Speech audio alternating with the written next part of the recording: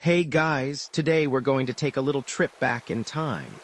Not to the grand colosseums or the majestic forums, but to the grimy, bustling back alleys of ancient Rome. Close your eyes for a moment, if you dare, and imagine the clang of blacksmiths, the shouts of vendors hawking their wares, the scent of roasting meat mingling with, well, let's just say a less appealing bouquet. You're trudging through narrow, shadowed streets, your sandals squishing on something suspiciously soft and moist. A sudden splash from an upper-story window narrowly misses your head, and you can only pray it was just plain water. This isn't the Rome of emperors and philosophers you read about.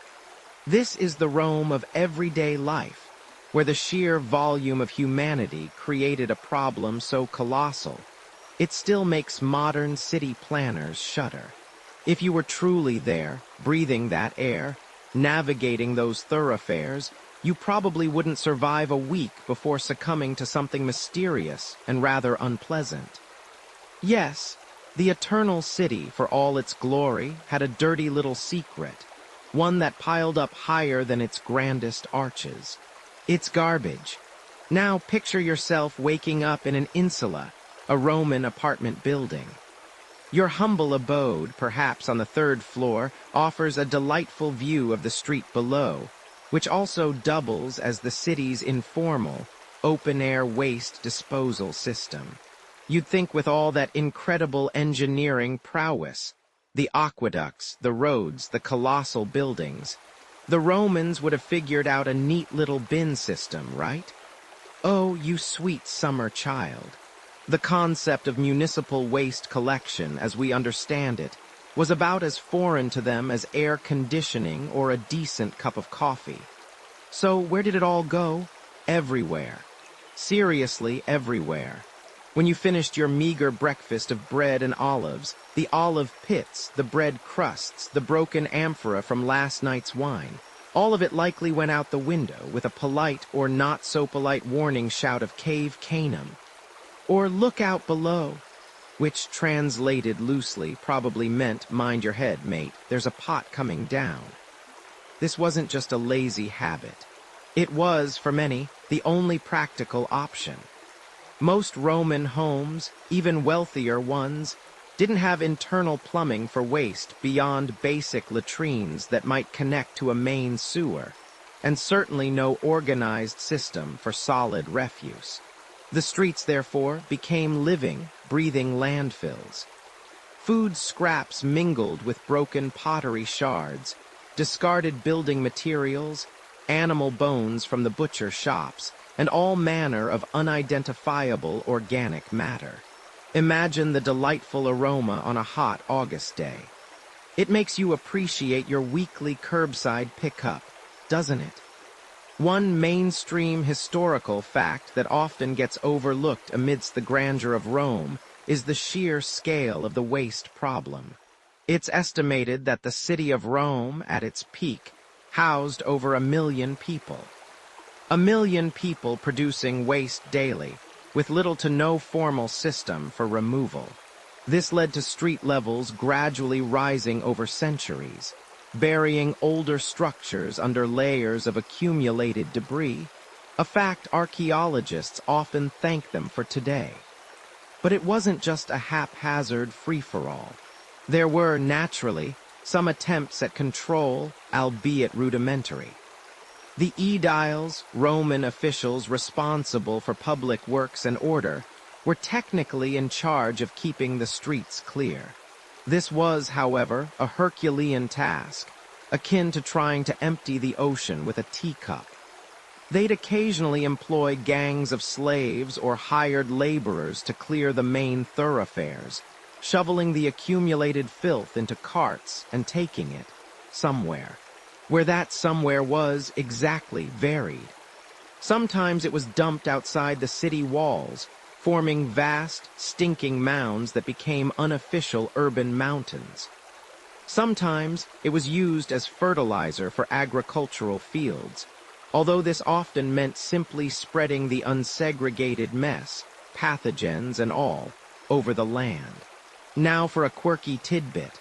The Romans were surprisingly resourceful, or perhaps just incredibly frugal, when it came to certain types of waste. For instance, broken pottery, known as tesserae or potsherds, wasn't simply thrown away.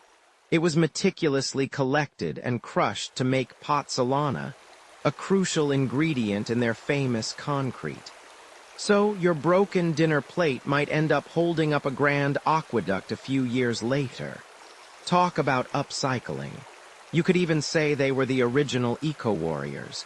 If eco-warrior involved a lot more raw sewage and significantly less hemp. However, despite these sporadic efforts, the prevailing method of waste disposal remained simply leaving it to decompose or be eaten by animals. Pigs and dogs were, in a way, the original Roman waste management team, happily foraging through the street detritus. It's hard to imagine, in our age of sterile packaging and stringent health codes, a city where livestock roamed freely, serving as glorified garbage disposals. Historians still argue whether the common Roman citizen fully grasped the health implications of living amidst such refuse, or if it was simply an accepted part of urban life. The price one paid for the conveniences and vibrancy of a metropolitan center. Was it ignorance, or simply a pragmatic acceptance of their reality? Perhaps a bit of both, a shrug of the shoulders and a quick prayer to the gods as you stepped over the latest pile of, well, let's just call it urban biomass. The irony, of course, is that while they mastered the art of bringing clean water into the city, they struggled immensely with taking dirty things out. It highlights a fundamental difference in priorities. Running water for baths and fountains? Absolutely. A sophisticated system to whisk away your kitchen scraps? Not so much, friend.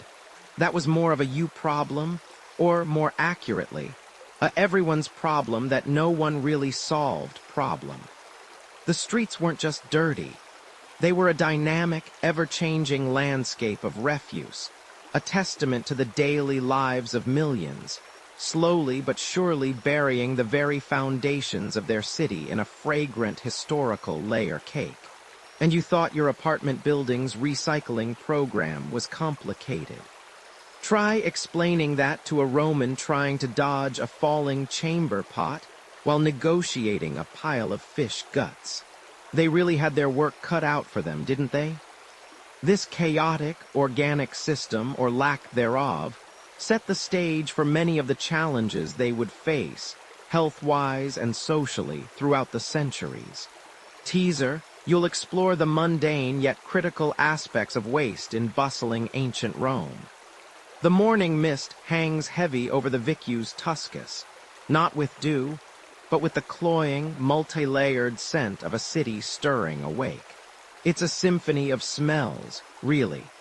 Stale wine from last night's tavern spillage, the sharp tang of human waste drifting from an overflowing communal latrine, the earthy, wet smell of market refuse already piling up, and a distinct, almost metallic whiff of ash from countless cooking fires.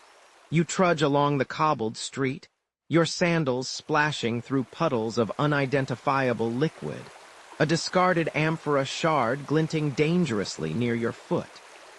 A street vendor's shout pierces the air, mingling with the distant rumble of carts and the incessant chatter of a million souls crammed into a space far too small.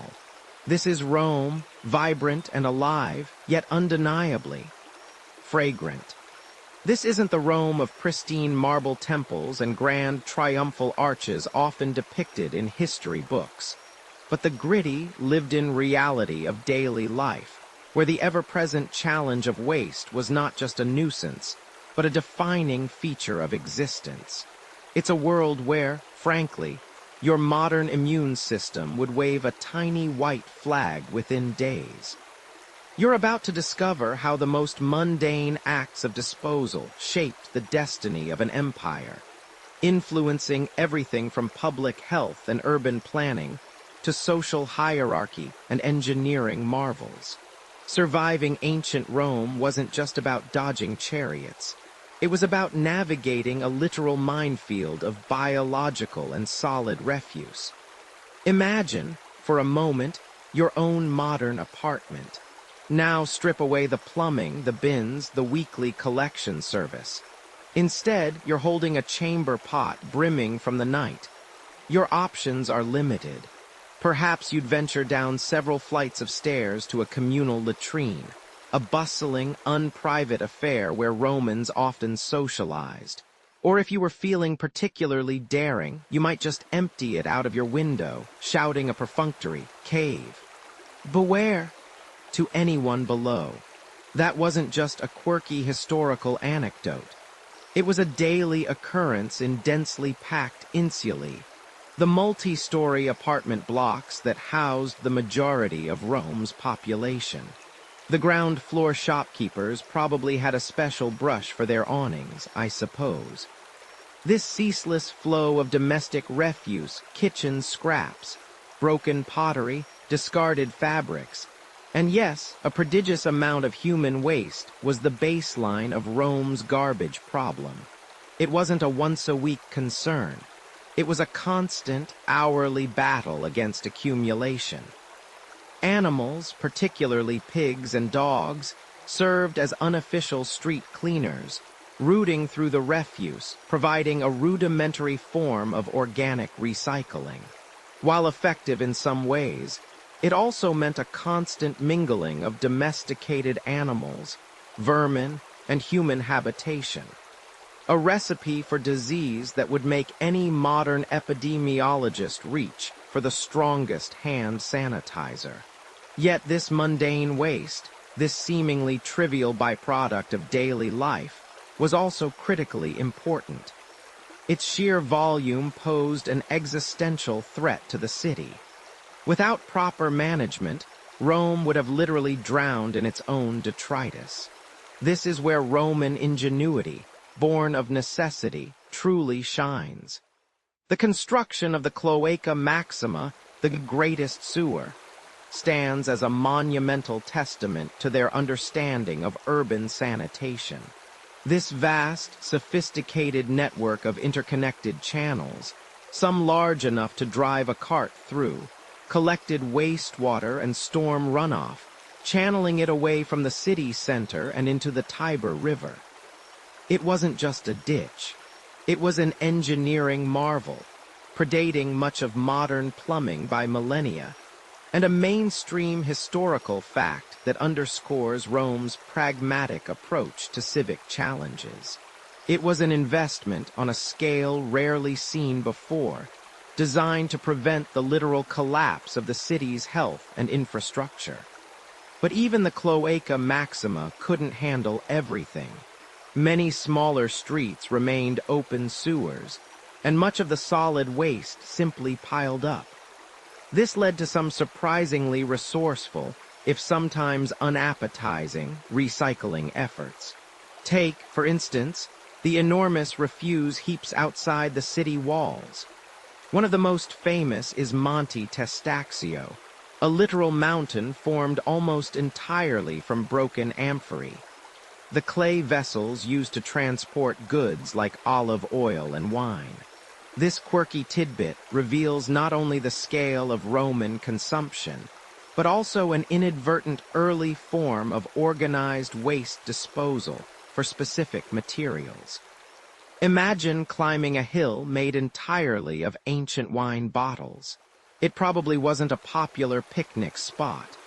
The critical nature of waste management extended beyond mere disposal. It impacted the very quality of life. The stench alone could be overwhelming, and the omnipresent flies and rats were not just annoyances, but carriers of disease. Public health was inextricably linked to the state of urban cleanliness. Historians still argue whether the Cloaca Maxima, despite its grandeur, truly alleviated the city's disease burden, or if the constant reinfection from contaminated water sources and unmanaged street waste rendered its efforts largely moot. It's a complex puzzle, balancing impressive engineering with the everyday realities of a pre-modern city.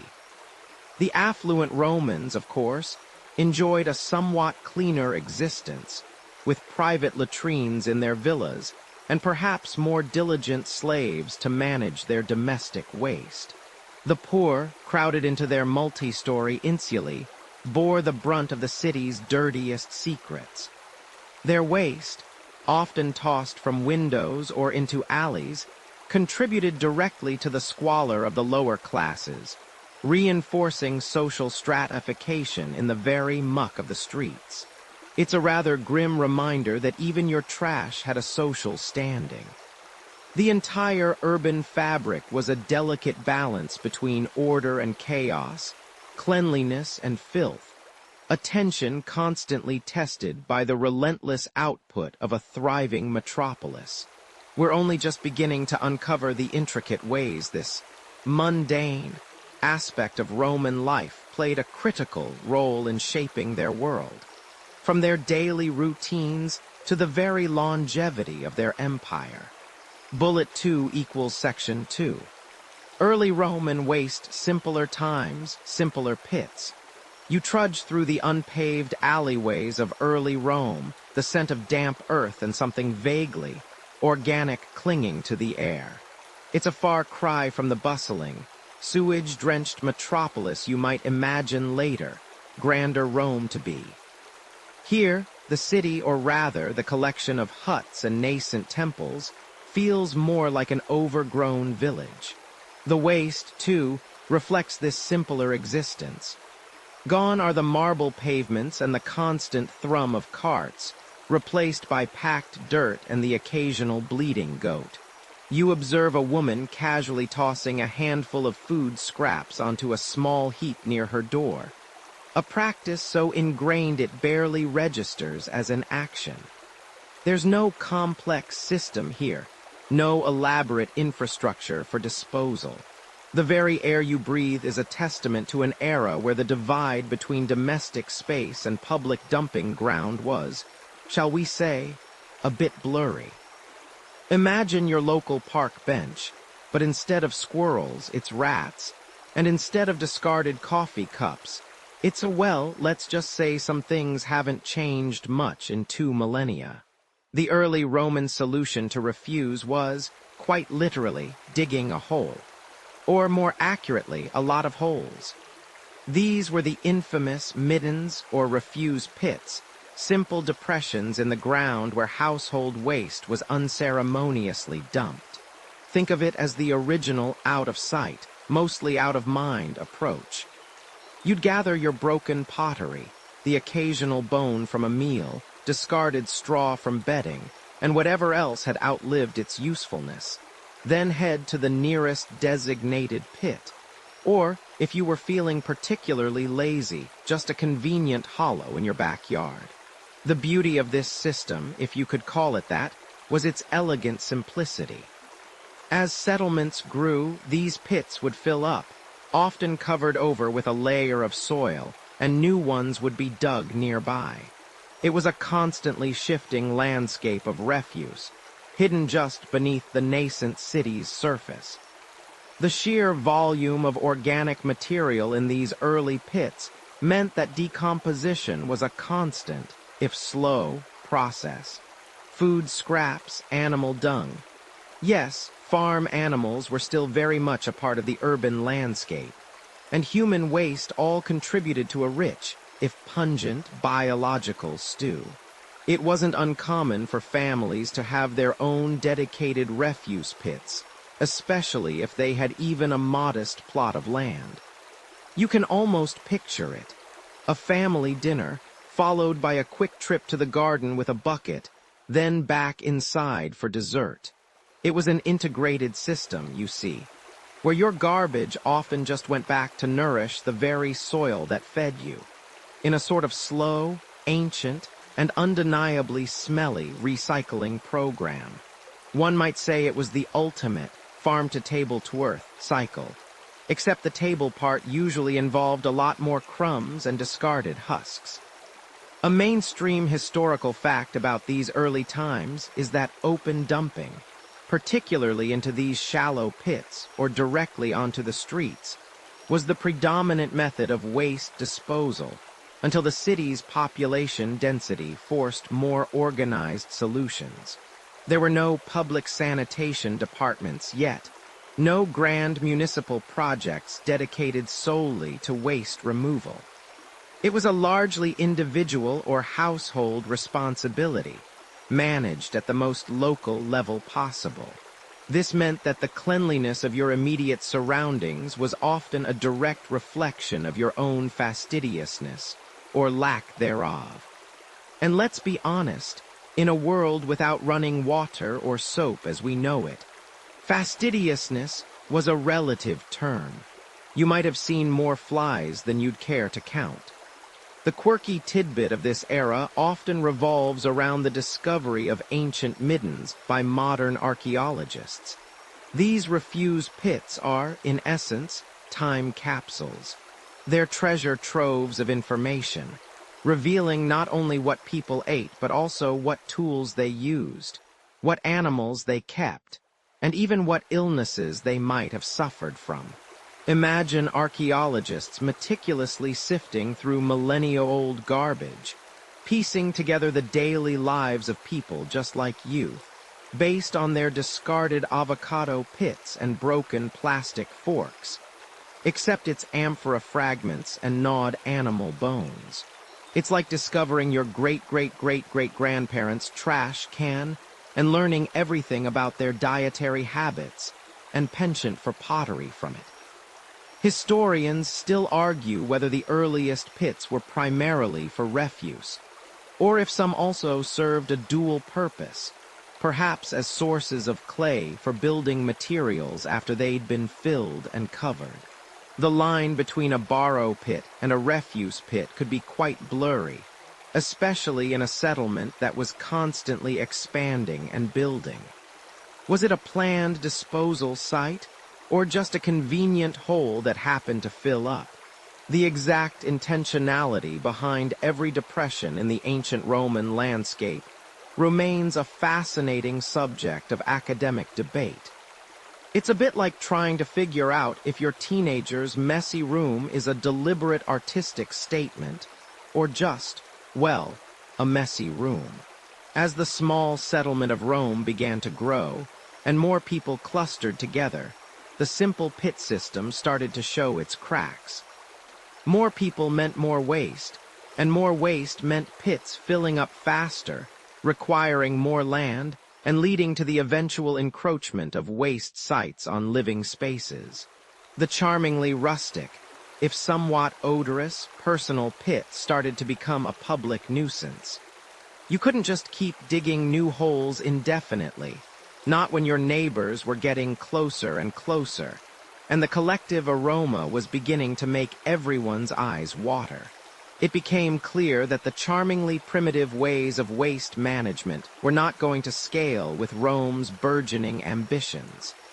And so, the seeds of future, more complex and frankly, more pungent, challenges were sown right there in the humble dirt of early Rome.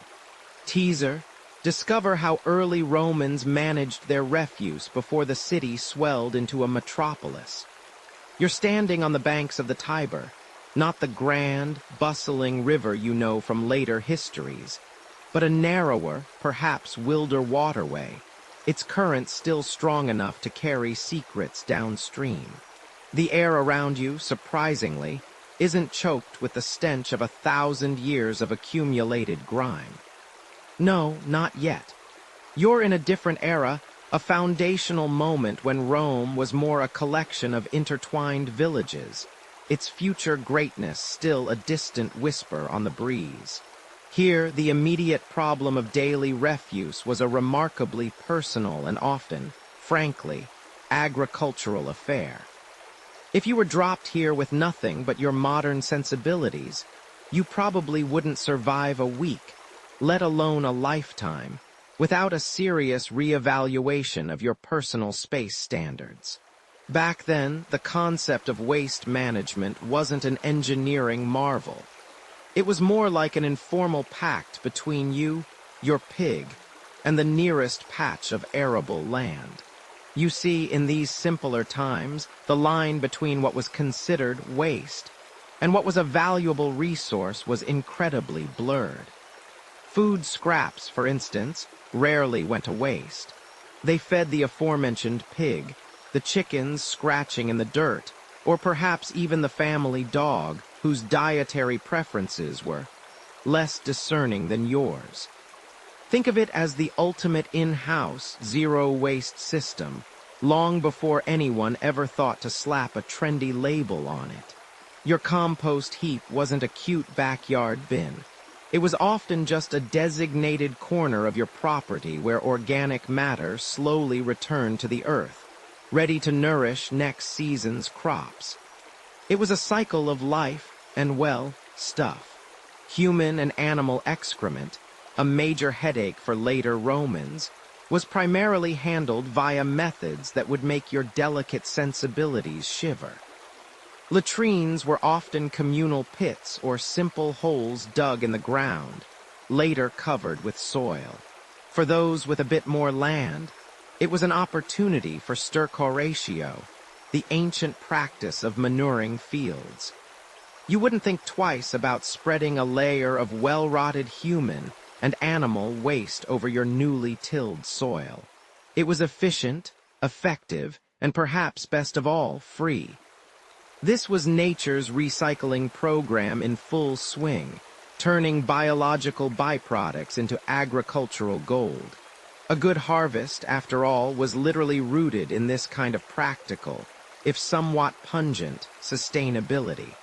You might even find yourself saying, "Honey, could you please take out the fertility?" It's a joke that probably only landed well with the local earthworms.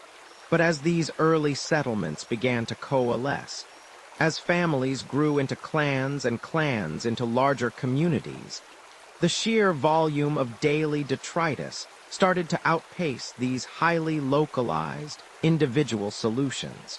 The casual tossing of potsherds or broken tools into the nearest gully became less tenable when that gully was suddenly somebody else's property. Or worse, becoming a visible eyesore in what was rapidly becoming a nascent urban space. This is where you begin to see the earliest, almost accidental, stirrings of communal waste management. Not grand sewers, not vast municipal landfills, but rather designated areas, often just outside the developing settlement boundaries, where less biodegradable waste could be dumped.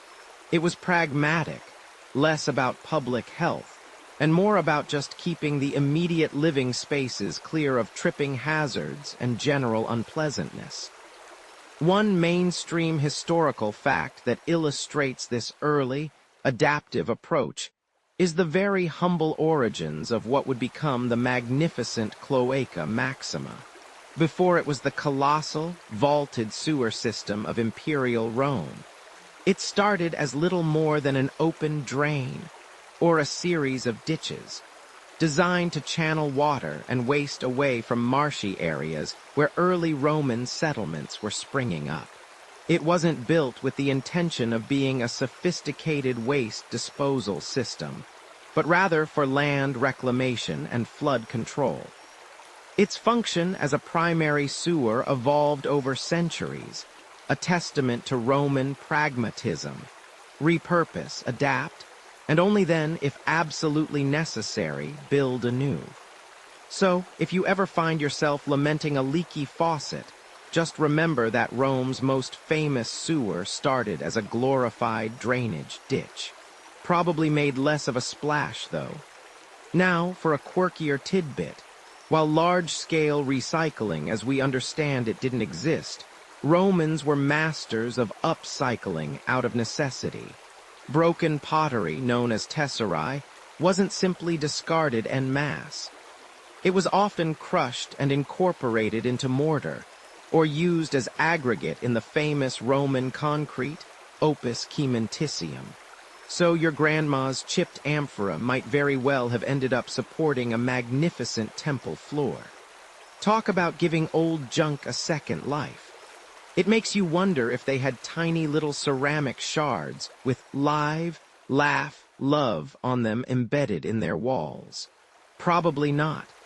Historians still debate the exact tipping point when Rome's waste management transitioned from these informal, household-based practices to more organized public systems.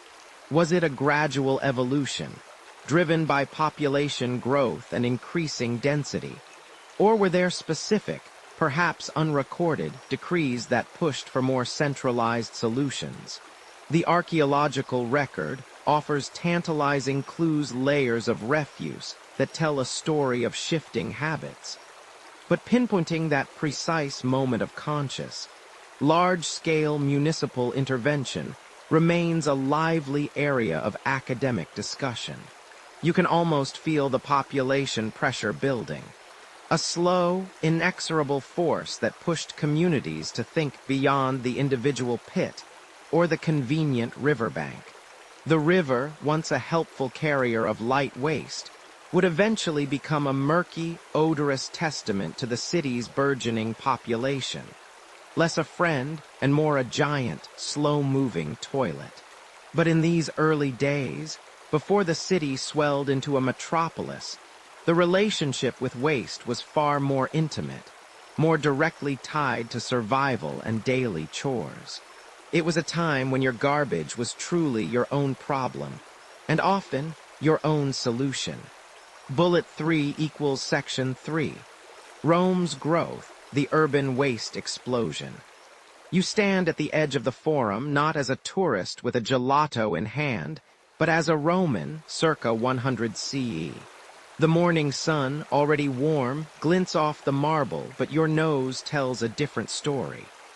It's a symphony of smells, really some pleasant, like the baking bread wafting from a nearby panaficium, others less so, like the wet dog and last night's communal dinner. The air is thick, not just with dust from the constant construction, but with the omnipresent aroma of a city bursting at its seams. Imagine if every garbage truck in your city suddenly decided to go on strike, indefinitely, and then everyone in town decided to have a particularly pungent feast right on the sidewalks. That's Rome. You push through the jostling crowd, your toga skirts narrowly avoiding a puddle of something indeterminate and suspiciously green. There's a constant, low hum of human activity, punctuated by the clatter of carts, the hawkers' cries, and the distant, rhythmic thud of hammers on stone. This isn't the orderly, picturesque Rome of your history books. This is the gritty, bustling, incredibly smelly reality of a metropolis trying to manage its own monumental success. Frankly, given the sanitation challenges, you probably won't survive this trip without a few new friends in the form of various bacteria. Remember those charming little pits and trenches from earlier, where the first Romans discreetly deposited their leavings? Well, that quaint system, much like your hopes of finding a quiet corner for contemplation, quickly went out the window as Rome ballooned. From a modest settlement on the Tiber, the city exploded into a sprawling urban behemoth, a global crossroads swelling with over 1 million souls. Think about that for a second. 1 million people living cheek by jowl without modern plumbing or waste collection. It's like trying to bail out a sinking ship with a thimble, except the ship is also full of people, and everyone's forgotten their thimble, and also the ship is made of organic waste. This unprecedented growth, while a testament to Roman ambition and engineering prowess, created an equally unprecedented crisis in waste management. Every new insula, every bustling market, every luxurious villa added to an ever-growing mountain of refuse that threatened to bury the city itself. The types of waste were as varied as the empire's provinces. You'd have household organic waste from kitchens' leftover food scraps, vegetable peelings, animal bones, tossed unceremoniously into the street or into shared communal dumps. Then there was human waste, a truly colossal problem given the population density. While the wealthy had private latrines emptying into the sewers, the vast majority relied on public latrines, which were, shall we say, a community experience, or simply used chamber pots emptied into the streets, leading to the delightfully fragrant term street rivers.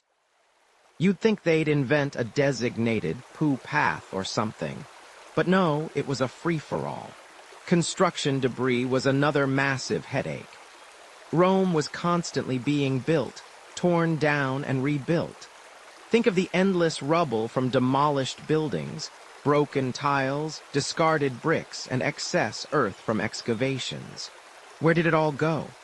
Often, it simply accumulated in vacant lots, along city walls, or was used as infill for new construction, slowly raising the ground level of the city over centuries. Then there were the industrial byproducts. Rome wasn't just a city of consumers, it was a city of producers. Workshops churned out pottery, textiles, leather goods, metalwork. Tanning hides, for example, involved some truly noxious processes and generated equally noxious waste. Dyeing fabrics produced chemical runoff. The smell alone from some of these industrial zones would clear a modern-day street in seconds. And let's not forget the sheer volume of waste from animals, horses, donkeys, oxen transporting goods and people through the narrow streets. You needed good footing back then, not just for stability, but also to avoid inadvertently stepping into something squishy. It's enough to make you long for the simpler times of just a few personal pits, isn't it? The existing infrastructure, primarily the legendary Cloaca Maxima, the Great Sewer, was a marvel of engineering for its time, designed to drain marshlands and carry away storm water and some wastewater. However, it was never designed to handle the sheer volume of solid human and household waste generated by a city of 1 million.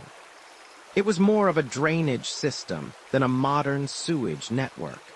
Blockages were frequent, leading to unspeakable backups, especially during heavy rains. These overflows would bring forth not just water, but an entire smorgasbord of urban detritus, spilling into streets and homes. Historians still argue whether the Cloaca Maxima was more effective at drainage, or simply at moving the problem further downstream, essentially turning the Tiber into a river of, well, let's just say it wasn't suitable for a refreshing dip. This constant accumulation of waste had direct consequences.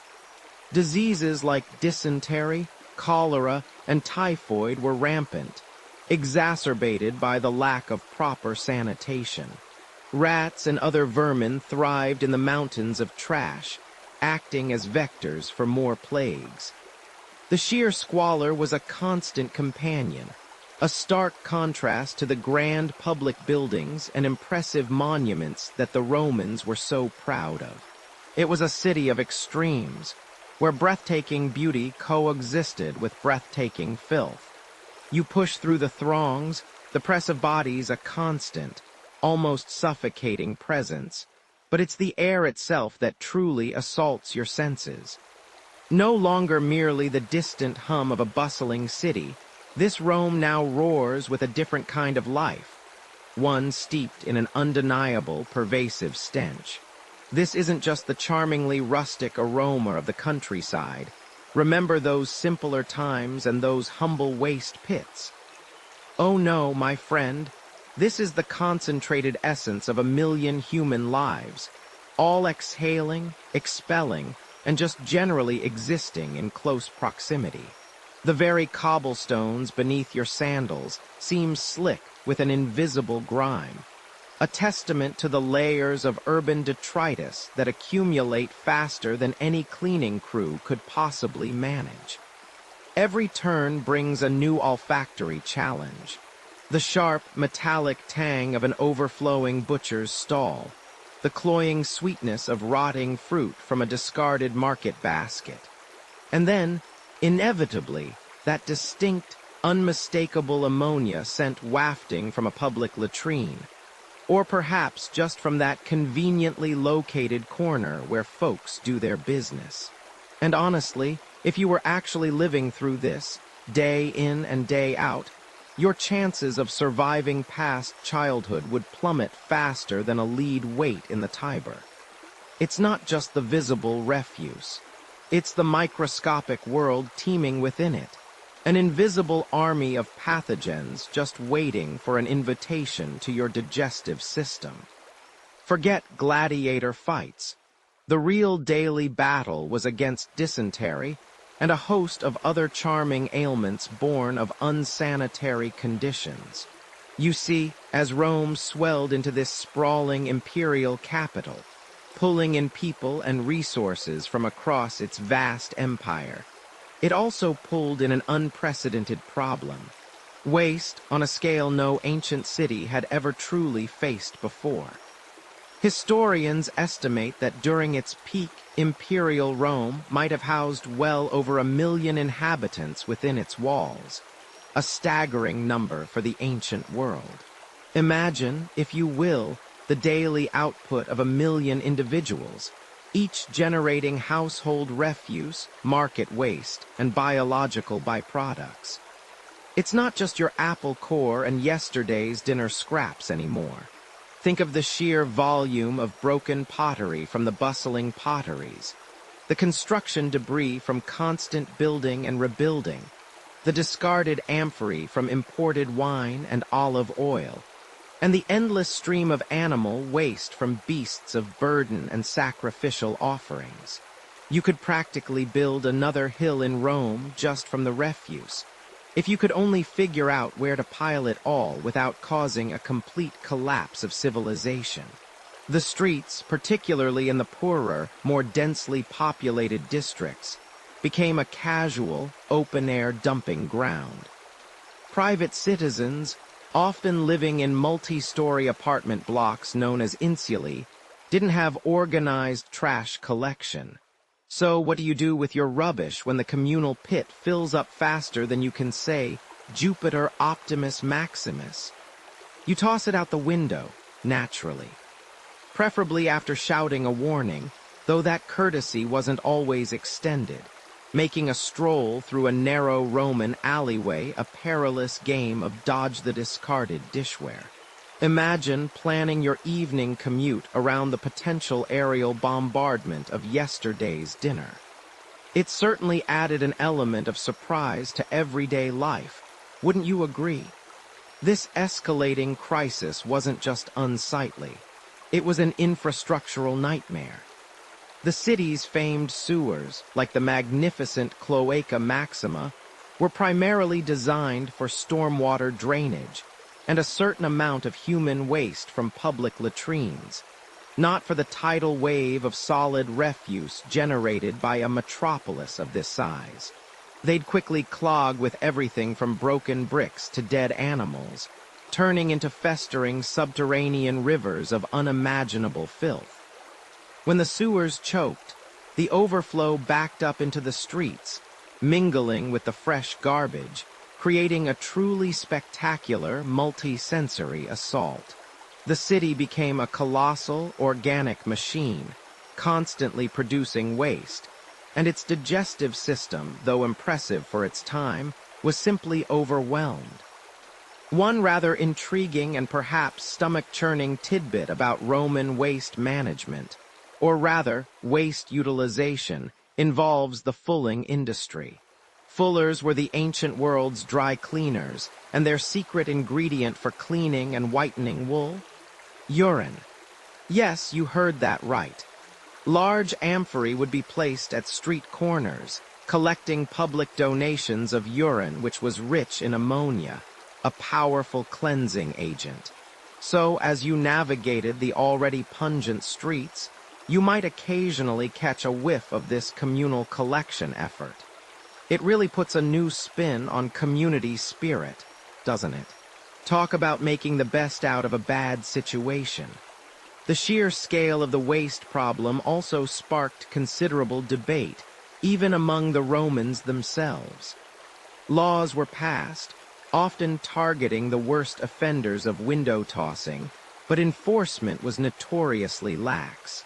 Historians still argue whether the various public works projects and sporadic cleanup efforts were truly effective in mitigating the crisis, or if they were largely symbolic gestures against an unstoppable tide of urban detritus.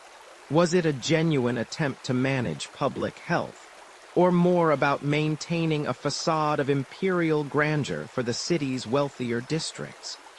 For the vast majority of Rome's inhabitants, the waste problem was not an abstract debate. It was the very air they breathed, the ground they walked upon, and an ever-present threat to their health. The stench became the city's unofficial perfume, a constant reminder of the incredible population density and the daily struggle to maintain even a semblance of civic order amidst the mountains of trash. The next logical step, then, had to be a more formalized public approach to this ever-growing, ever-smelling problem. Bullet 4 equals Section 4. What they threw a Roman rubbish bin. Okay, you've grasped the sheer scale of Rome's growing garbage problem, this urban waste explosion that threatens to engulf the very foundations of the city. Now let's zoom in, lean a little closer. Imagine, if you will, the bustling, clamorous street just outside your insula, your Roman apartment building, that towering, creaking structure you call home. The sun, still a bit sleepy itself, casts long shadows across the cobbled alleyway. You stretch, a languid yawn escaping your lips, and reach for the day's first chore, emptying the household's refuse. You trudge, perhaps still half asleep, to the designated collection point, or maybe just to a convenient, less trafficked corner of the street. Your arms strain under the weight of a rather unglamorous earthenware pot, or perhaps a woven basket filled with the detritus of yesterday's existence. As you tilt it, the contents tumble out with a dull thud, not into a neatly sealed wheelie bin, oh no, but onto an ever-growing mound that already perfumes the morning air with a distinct, pungent aroma. And here's where we get up close and personal, because if you were to actually wade through this, well, you probably won't survive this, dear listener. The sheer bacterial symphony and potential for tripping over some ancient detritus would be considerable. What exactly just escaped your Roman rubbish bin? Well, it's a fascinating, if somewhat fragrant, archaeological dig waiting to happen. First, there's the organic matter, the perishable remnants of your family's meals. You'd find gnawed bones from last night's pork or chicken, yes. They loved their meat, much like us, though perhaps less concerned about the cut. There would be fruit pits, olives, dates, grapes, alongside the wilted remains of cabbage, lettuce, and various other garden greens. Perhaps a few onion skins, tough and papery, and the stray, shriveled fig that nobody quite got around to eating. Remember that ancient Roman diet we briefly touched upon. It's all here in miniature, a culinary time capsule of what kept the Roman belly full, and what they simply couldn't stomach. This isn't just discarded food. It's a direct window into the daily bread and circuses of their lives. Then there's the more personal waste. Human feces, yes, from those private latrines or chamber pots that didn't always connect directly to a sewer, especially in the poorer sections of the city. Animal droppings, too, from any stray dogs or cats that wandered through your home, or perhaps even from a nervous donkey being walked past your door. All mixed in, creating that signature Roman street scent that tourists today would probably pay good money not to experience. Honestly, if you think taking out the modern trash is a chore, Imagine doing it when a curious pig might try to rummage through your discards before you've even turned your back. Beyond the perishable, you'd find a surprising amount of durable goods. Broken pottery, for instance, in seemingly endless shards. Amphorae, those tall, two-handled jars, were everywhere. They were the plastic bottles of the ancient world, used to transport wine, olive oil, garum, that fermented fish sauce, remember, and countless other commodities. Once empty, or if they broke in transit or at home, they were often simply tossed. Mainstream historical fact. The sheer volume of discarded amphorae led to the creation of Monte Testaccio, a man-made hill in Rome composed almost entirely of broken amphora shards, estimated to contain the remains of at least 53 million amphorae. It stands today as a monumental testament to Roman consumption and waste. Talk about recycling gone wild, or rather, not gone wild enough. You'd also see fragments of broken terracotta roof tiles, bits of plaster from crumbling walls, and small stones, detritus from the constant building, repairing, and general wear and tear of urban life. And glass, though less common than pottery, broken glass vessels for perfumes, medicines, or drinking, were also part of the mix. Perhaps a shard of a finely crafted mosaic, accidentally dislodged, or a worn-out stylus, its point dulled from countless hours of writing on wax tablets. Old sandals, their leather worn thin and straps broken, would join the pile alongside discarded cloth rags, perhaps remnants of a toga past its prime, or a tunic that finally gave up the ghost. Now here's a quirky tidbit for you. Roman waste dumps, when excavated, sometimes reveal surprising insights into their spiritual beliefs. For example, archaeologists have occasionally found small, carefully placed offerings among the general refuse, like miniature altars or votive figures, suggesting that even discarded items could carry spiritual significance, or that certain, unclean, waste might be appeased with small rituals. It's like finding a lucky penny in your compost bin, but way more Roman. And what about that pesky scholarly debate? Historians still argue whether the apparent lack of large-scale, organized municipal recycling programs in early Rome was due to a genuine absence of environmental concern, or simply a byproduct of a society where resources were often abundant and labor cheap, making it more cost-effective to produce new items than extensively recycle old ones. Was it indifference or just ancient economics at play? The debate rages on, much like the flies around that ancient Roman rubbish pile. So, as you step back from your humble contribution to the street-side midden, you notice a scruffy dog sniffing around, its tail wagging hopefully. A flock of pigeons descends, cooing conspiratorially, eyeing a particularly appealing bread crust. Children, oblivious to the hygiene concerns that would send modern parents into a frantic sanitizing frenzy, play near the heap, kicking a worn-out ball made of stuffed rags. Life, resilient and resourceful, finds a way to coexist with the mess. You might even spot a rag picker or surcitor already sifting through the discards, looking for anything salvageable, a piece of metal, a usable shard of pottery, anything that could be repurposed or sold for a few sesterces. Their entrepreneurial spirit was truly something, wouldn't you say? Finding opportunity in what others simply cast aside. And sometimes, they'd even find a lost coin, turning one person's trash into another's. Well, still trash, but with a bonus. The cycle of consumption, discard, and resourceful repurposing, even if informal, was well and truly established. You head back inside, perhaps a little more grateful for your modern, sealed bin and weekly collection service. But for the Roman citizen, this was the daily reality. The rubbish bin, or rather, the lack of a proper, contained one, was a tangible expression of Rome's raw, organic, and rather odoriferous urban metabolism. It wasn't just waste.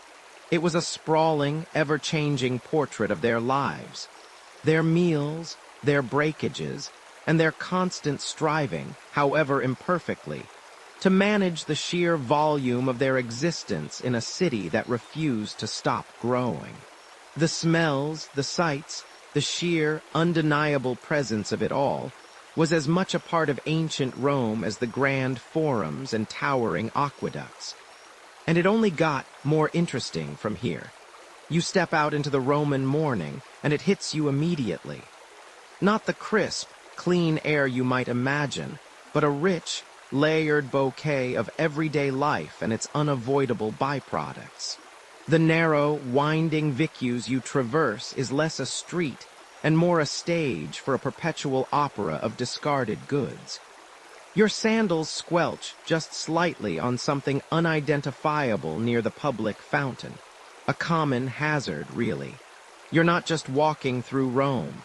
You're walking on it, a shifting carpet of refuse that tells 1,000 silent stories of what its inhabitants consumed, created, and eventually threw away. Think of your own kitchen bin after a particularly ambitious weekend cooking spree. Now, multiply that by 1,000,000, strip away all modern waste management, and add several millennia of organic decay, industrial byproducts, and sheer, unapologetic littering. That's the aroma, the very essence, of what you're sifting through right now, every step of the way. You probably won't survive this without a significant upgrade to your immune system, which, tragically, hasn't been invented yet. First, there's the sheer volume of organic waste. Every Roman household, from the sprawling patrician villa with its endless banquets to the cramped, multi-story insula where families huddled together, generated mountains of food scraps. Imagine the peels from the countless grapes and figs, the gnawed bones from chickens and pork, the discarded shells of oysters. A popular fast food item for many Romans, by the way, and the bits of stale bread that even the street dogs deemed unworthy. These weren't neatly bagged and left on the curb for a specific collection day. Oh no, they were often just tossed, out a window into a convenient alley or simply dropped where you stood. The markets, bustling hubs of commerce, were epicenters of decay. Think of cartloads of wilting vegetables, bruised fruits, and the truly grisly offal from butcher stalls that didn't make it into someone's stew. It's a biological clock ticking, attracting flies and vermin with a relentless efficiency. The ground underfoot, especially near the bustling forum or the various public markets, is a testament to this constant biological breakdown. You see bits of discarded fish guts shimmering in the morning light, a testament to last night's catch, now attracting a buzzing cloud of Roman flies. Then there's the human and animal contribution, an unavoidable truth of communal living without flush toilets in every home. While public latrines existed, and many wealthier homes had private facilities that drained into the cloaca maxima, a vast amount of human waste from the lower classes, particularly from the upper floors of insulae, found its way into chamber pots. These pots, once full, often found their contents emptied into the nearest street, sometimes with a casual shout of "mind out," or not. Combine this with the prodigious output of countless horses, donkeys, and mules that ferried goods and people through the city, and you have a rather pungent, slippery underfoot situation. You might even spot a zealous stercorarius, a waste collector, shoveling up some of this street manure, perhaps destined for fields outside the city, where it became a rather effective, if aromatic, fertilizer. It's certainly one way to get your hands dirty, and then some. Beyond the purely biological, ancient Rome generated a startling array of industrial waste. Over by the artisan quarters, the sounds of hammering and chiseling mingle with the clatter of discards. Pottery shards, for instance, were ubiquitous. Every broken amphora, every cracked plate from a potter's kiln, every misfired ceramic tile contributed to vast refuse piles. One mainstream historical fact that illustrates this perfectly is Monte Testaccio, a colossal artificial mound in Rome composed almost entirely of broken amphorae, primarily those used to transport olive oil. It's estimated to contain the remains of at least 53 million amphorae, forming a literal hill of ancient trash, rising over 35 meters high. Imagine the effort it took to stack all those broken pieces, effectively creating a monument to Roman consumption and packaging. Metalworking created slag, the glassy byproduct of smelting, and discarded fragments of iron and bronze. Textile workshops produced offcuts and worn-out fabric. And then there were the specialized industries. Tanning, for example, a notoriously foul-smelling trade, produced huge quantities of animal hide scraps, hair, and effluent. Fullers who cleaned and processed wool used substances like human urine, collected from public urinals, if you can believe it, a quirky tidbit of Roman enterprise. Chalk and fuller's earth, generating large amounts of wastewater and sludge. This wasn't just an odor problem.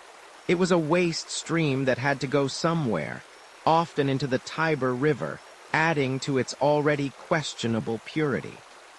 The constant cycle of building and demolishing also contributed significantly. Rome was a city in perpetual flux, always expanding, always rebuilding. So you'd find massive amounts of construction debris, broken tiles from roofs, shattered bricks from walls, fragments of marble and travertine from grand new public works, and the sheer rubble of collapsed or purposefully dismantled structures. This wasn't easily hauled away. Much of it was simply pushed to the outskirts of the city, or sometimes even used as fill for new foundations, burying older layers of history beneath new ones. This explains why archaeological digs in Rome are often multi-layered expeditions, each stratum revealing a different era's detritus. Even personal items added to the heap. Broken glass, though less common than pottery and often recycled. Worn-out sandals, torn tunics, discarded tools. Even the occasional piece of broken furniture would find its way onto the ever-growing mounds. There were no neat landfills or recycling centers as we know them. If something was no longer useful, it was often just discarded where it stood, or perhaps tossed into a convenient river or pit. You'd be hard-pressed to walk 50 feet without encountering some piece of abandoned material culture. It's a bit like living in a perpetual yard sale, but instead of finding treasures, you're mostly just finding trash. And the street itself, it was a massive waste receptacle in its own right. Dirt, dust, animal dung, food scraps, broken pottery, discarded religious offerings, and all manner of general litter formed a thick, constantly regenerating layer. This wasn't just unsightly. It was a major public health hazard, breeding grounds for disease. Historians still argue whether the sheer volume of organic street waste contributed more significantly to Roman epidemics than the contaminated water supply. But either way, it was an uphill battle against nature's persistent efforts to reclaim the city, one fly at a time. It makes you almost miss the days when we only worried about the crocodile dung sunscreen, doesn't it? At least that was a choice. Here, the filth is a constant, inescapable companion, an ever-present reminder of the sheer, unbridled messiness of ancient urban life. Bullet 5 equals Section 5. Scavengers and street cleaners, Rome's unsung heroes. You awaken to the clamor of Rome, not the grand fanfares or the roar of the Colosseum, but the persistent symphony of a city perpetually dealing with its own detritus. The sun hasn't fully kissed the Capitoline Hill, but the streets are already alive with a different kind of commerce. A grim ballet performed by the city's unofficial cleanup crew. Remember all those scraps, the broken pottery, the animal bones, the discarded textiles, the general Roman grunge we talked about. Someone has to deal with it, and that someone, more often than not, isn't on the official payroll. As you step out into the narrow, unpaved alleyways that snake between towering insulae, you immediately notice them, the scavengers. They're the first responders to Rome's daily rubbish crisis, their figures hunched over piles of refuse, their eyes sharp, perpetually scanning. These aren't just desperate souls. Many are skilled at discerning value where others see only filth. They're looking for anything that can be reused, recycled, or repurposed. A broken shard of a ceramic amphora might be useless to you, but to a scavenger, it could be reshaped into a simple tool or a game piece. A discarded bone from last night's feast, perfect for a bone carver, or perhaps even for making glue, which was, you know, a very sticky business. They sift through the muck with a practiced ease that makes your stomach churn. You see a woman, her hands stained with grime, carefully separating fabric scraps, linen, wool, even the occasional piece of silk. These aren't just rags. They'll be sold to fullers, those ancient Roman laundry services, who will then repurpose them into felt or even paper if the technology allowed. Nearby, a young boy meticulously picks through a heap of organic waste, probably looking for any undigested grains or stray seeds that might be edible. It's a harsh existence, a constant negotiation with the city's discarded remnants. And honestly, considering the hygiene standards, you probably won't survive this if you had to do it for a week. Your modern immune system, bless its pampered heart, would throw in the towel faster than you can say typhoid. Then there are the more organized, albeit still rudimentary, forms of street cleaning. The vigils, Rome's watchmen and firefighters had a secondary duty, maintaining public order, which sometimes extended to sweeping the main thoroughfares. Imagine them, probably grumbling, sweeping the forum not with fancy street sweepers, but with bundled branches and a sigh. Their efforts were sporadic, focusing mainly on the most visible areas, the places where senators and important dignitaries might tread. For the vast majority of Rome's winding streets and densely packed neighborhoods, it was largely a free-for-all, a testament to the fact that even in an empire of monumental achievements, basic sanitation often lagged behind. You hear the rhythmic scraping of their brooms on the cobblestones, a sound often accompanied by the less pleasant sloshing of discarded liquids. The smell, however, is your constant companion, a complex bouquet of fermented food, human and animal waste, stale smoke, and the faint, sweet decay of market refuse. It's a smell that clings to your clothes, seeps into your pores, a constant reminder of Rome's gritty reality. It makes you appreciate your modern trash collection, doesn't it? No midnight scurrying to catch the bin lorry, just a quiet, smelly, and rather slow process happening right outside your doorstep, all day, every day.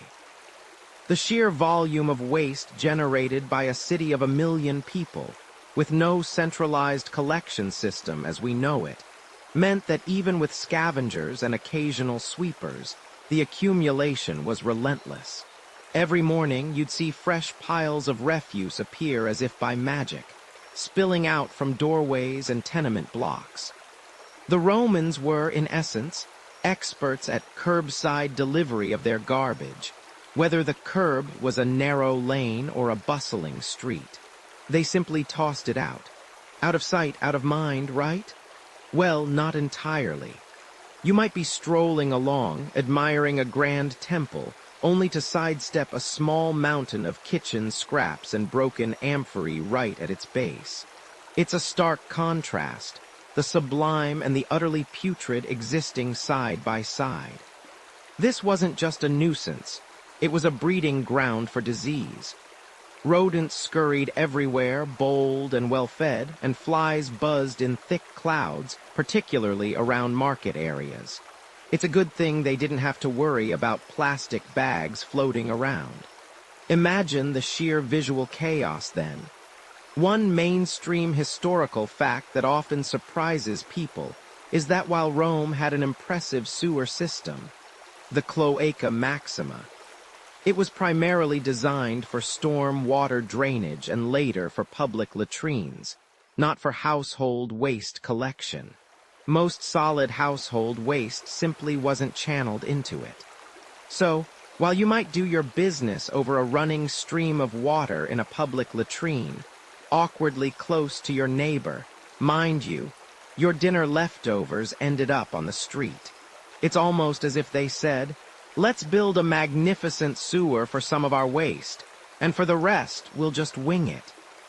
A quirky tidbit that illustrates Roman resourcefulness or desperation, depending on your perspective, is the practice of collecting human urine.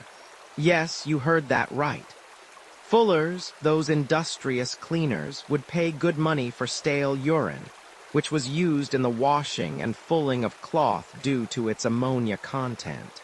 So if you ever wondered why Roman clothes looked so vibrant, it might just be the secret ingredient was, well, you know. And yes, it absolutely smelled as bad as you're imagining. So next time you complain about your dry cleaning bill, remember that Roman ingenuity knew no bounds, especially when it involved bodily fluids.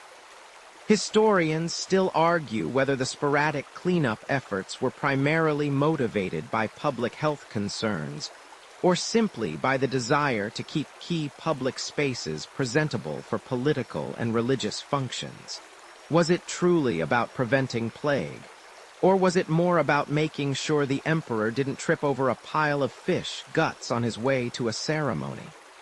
Given the sheer volume of visible waste, it seems pragmatism often trumped any grand vision of a pristine city. It was a constant battle, a never-ending cycle of discard and rudimentary removal. You might call it a game of whack-a-mole, but with rotting vegetables and the occasional unfortunate animal carcass instead of moles. And no, there was no prize at the end, just more garbage tomorrow. It's enough to make you just want to stay inside, isn't it? At least until the next morning when the sun rises and the scavenger ballet begins anew. You step out into the Roman morning, the air still thick with the lingering scent of last night's open sewers, and whatever a passing cart decided to jettison. The sun, just peeking over the Capitoline Hill, casts long shadows that stretch across the cobbled streets, highlighting the puddles of dubious liquid and the scattered detritus from the previous day's market. You've seen the overflow from the multi-story insulae, remember? Those apartment blocks where anything from kitchen scraps to human waste could come tumbling down. Well, someone had to deal with that particular brand of aerial bombardment. And that someone wasn't usually a highly paid civil servant with a meticulously maintained uniform and a shiny new broom. No, darling, you're looking at the unsung, often unseen, heroes of ancient Roman sanitation. The slaves, the desperate poor, and a surprising variety of four-legged assistants. Imagine the scene. You're trying to navigate a narrow alley, perhaps on your way to grab some bread from the local bakery, and suddenly you're jostling with a small crew of individuals armed with not much more than strong backs and perhaps some rudimentary shovels made of wood or iron. They're scooping, scraping, and sweeping the very worst of the street-level refuse into baskets or onto waiting carts. This isn't a job for the faint of heart, or for those with sensitive noses. You know that delightful aroma of urban life you've been enjoying. Now amplify it by a factor of 10, as these poor souls stir up centuries of accumulated grime. Honestly, if you were to spend a full day trailing one of these Roman waste collectors, your chances of avoiding some kind of delightful gastrointestinal distress would plummet faster than a lead-weighted fish down a Roman drain. You probably won't survive this week without an unscheduled date with a Roman latrine, let alone this task. Their tasks were endless. Think about the scale. A city of over 1 million people, bustling with markets, public baths, and private residences, every single one of them generating waste. The sheer volume of organic matter food scraps, animal droppings from the endless parade of beasts of burden, the occasional unfortunate cat or chicken that met its demise on the street, meant that these cleaners were constantly at work. They weren't just tidying up. They were performing a Herculean task of preventing the city from literally burying itself in its own filth. It was an uphill battle, often literally, as they hauled heavy loads up the city's famous 7 hills. But it wasn't just humans doing the dirty work. The streets of Rome had their own self-appointed cleanup crew, the animals. Packs of stray dogs roamed freely, scavenging for any edible scrap. While they might have contributed to the general chaos and noise, they were surprisingly effective at disposing of organic waste that fell onto the streets. Think of them as very enthusiastic, slobbery, and entirely unpoliced street vacuums. And then there were the pigs. Oh, the Roman pigs. These weren't your pristine farmyard oinkers. These were often semi-feral beasts, allowed to wander the city, rooting through refuse with gusto.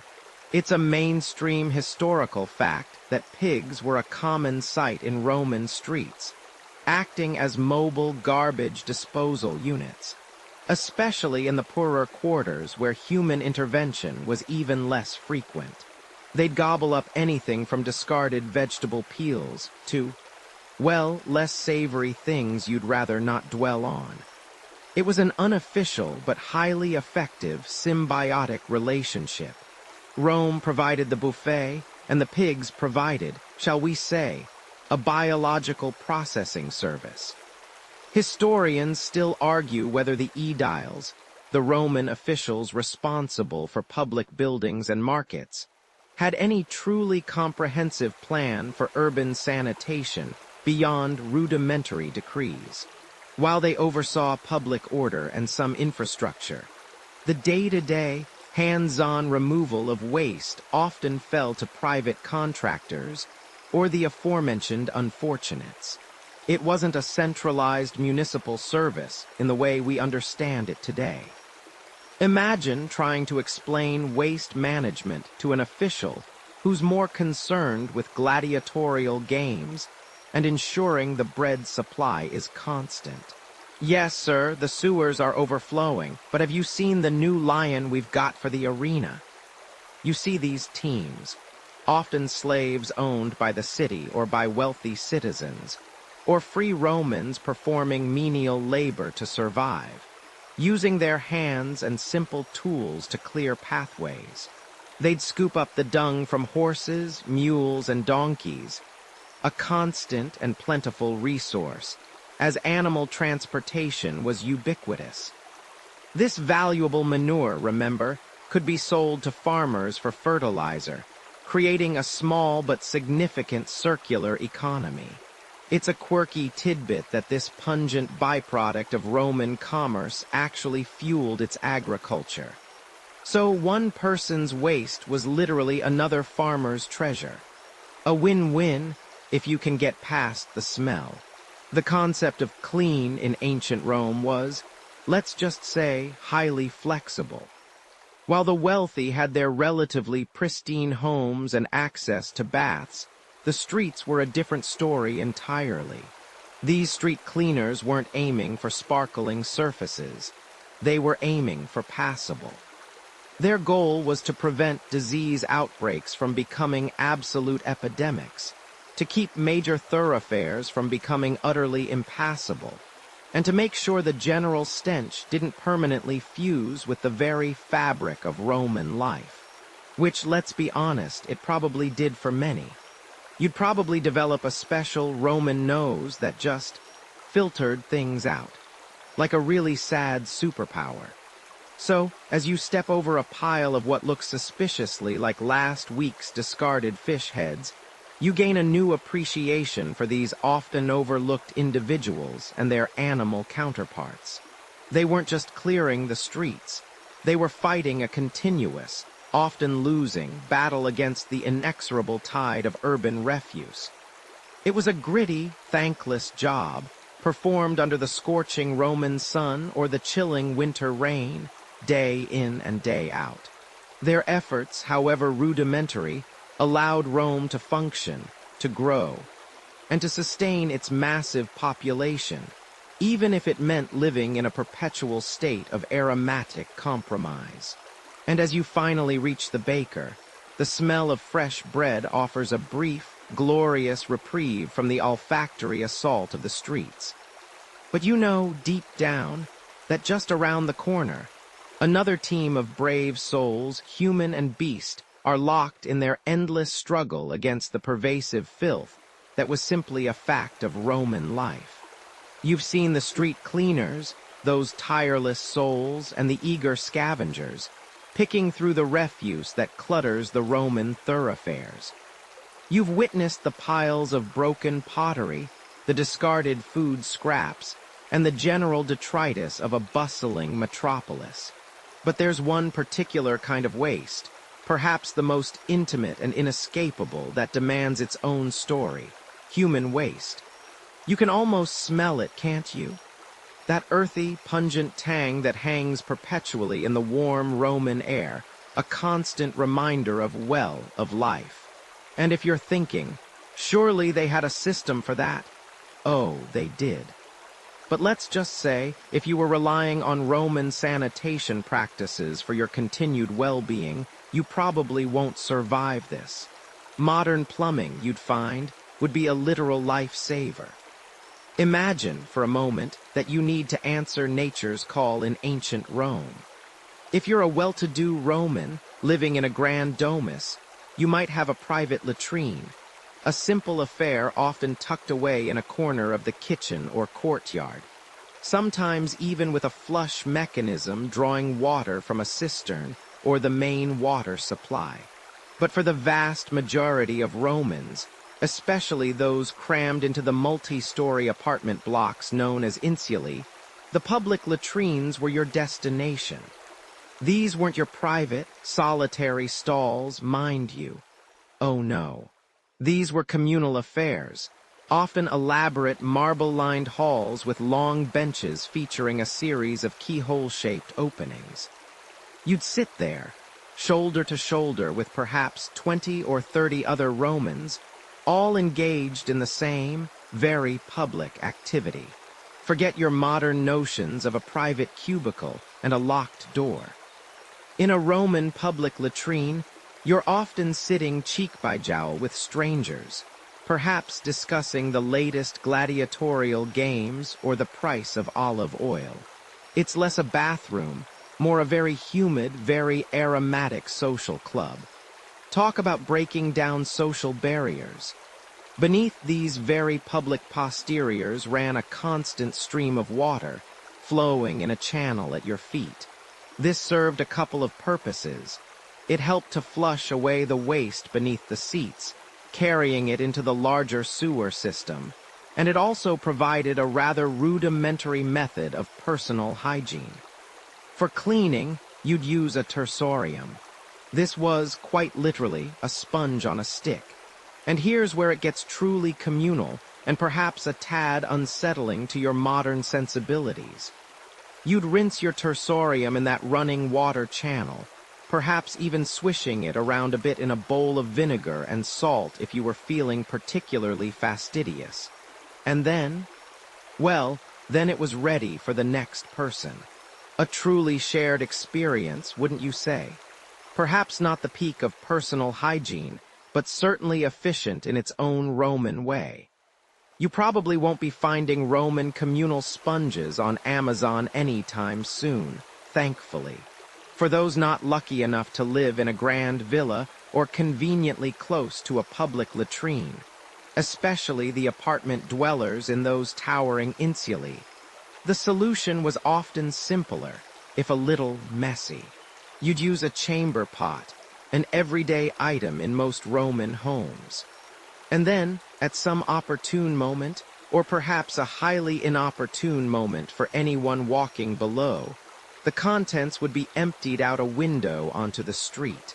The cries of "Cave Canum," "Beware of dog," were often less about actual canines and more about the impending shower of last night's dinner. A Roman version of urban rain, you might say, albeit one that definitely left a lasting impression, particularly on your shoes. This daily deluge meant that walking the streets, particularly in the poorer, denser districts, was always an adventure, navigating the slippery, fragrant hazards. Beneath these bustling public latrines, beneath the very foundations of the city, lay a monumental feat of engineering, the Cloaca Maxima. This greatest sewer was one of the earliest and most impressive feats of Roman engineering, a truly mainstream historical fact that still boggles the mind. It was initially conceived, back in the dim mists of the Roman kingdom, not as a sanitary sewer in the modern sense, but as a vast storm drain, funneling rainwater and marshy overflow from the Forum area into the Tiber River. It was a massive undertaking, requiring incredible ingenuity, sheer manpower, and a lot of forced labor, transforming what was once a malarial swamp into usable, buildable land for the city's heart. Over centuries, as Rome grew, sections of the Cloaca Maxima were covered, creating an underground network. More importantly, smaller branch sewers were constructed, connecting not only to public latrines, but also to some private wealthy homes and bathhouses, channeling their wastewater into the larger system. This wasn't a universal solution, however. Many parts of the city, especially the poorer districts, remained unconnected. So, while the Cloaca Maxima was grand, it wasn't a comprehensive, city-wide sewage treatment system as we understand it. It was more a large-scale drain that eventually began to carry human waste as well as stormwater. And it certainly wasn't a sterile environment. Blockages were common, and the sewers were a paradise for rats and other vermin, all contributing to the pervasive stench that was just a part of everyday Roman life. This leads us to a fascinating point of debate amongst scholars. Historians still argue whether the Cloaca Maxima and the network of smaller sewers that gradually connected to it truly improved public health or simply concentrated pathogens in the Tiber River, only to be drawn back up by those relying on the river for drinking and bathing water. It's a classic chicken and egg situation with a side of dysentery, if you ask me. While undoubtedly a marvel of engineering, its direct impact on reducing disease might have been less significant than one might initially assume, especially without modern understanding of germ theory. The sheer volume of waste, both human and otherwise, being discharged into the Tiber certainly didn't make for the freshest water supply, compounding the challenges of urban life. So while the sewers were out of sight, they were definitely not out of mind or nose for the average Roman. Teaser, delve into the ingenious and sometimes horrifying systems for disposing of human excrement. The air in ancient Rome is a symphony of scents, and as you walk, Your nose often crinkles at the less pleasant notes. You're not just smelling roasting boar and exotic spices. You're also catching the pungent tang of unwashed humanity, and perhaps most vividly, the unmistakable aroma of, well, you skirt puddles that aren't quite water, your sandals making a faint, squelching sound on the cobblestones. Imagine it. A city of over 1 million people, all doing their business. And yet, somehow, Rome mostly managed not to drown in its own output. Mostly. Now, if you've ever found yourself in a modern public restroom with a broken flush or a suspiciously wet floor, multiply that feeling by about 1,000. Then remove all the conveniences you take for granted. You probably wouldn't survive a single Roman day without catching something absolutely dreadful, or at the very least, experiencing a profound existential crisis about sanitation. But the Romans, bless their practical hearts, tackled the problem of human waste with a mix of engineering prowess, casual public hygiene, and a fair bit of out of sight, out of mind. So, where did it all go?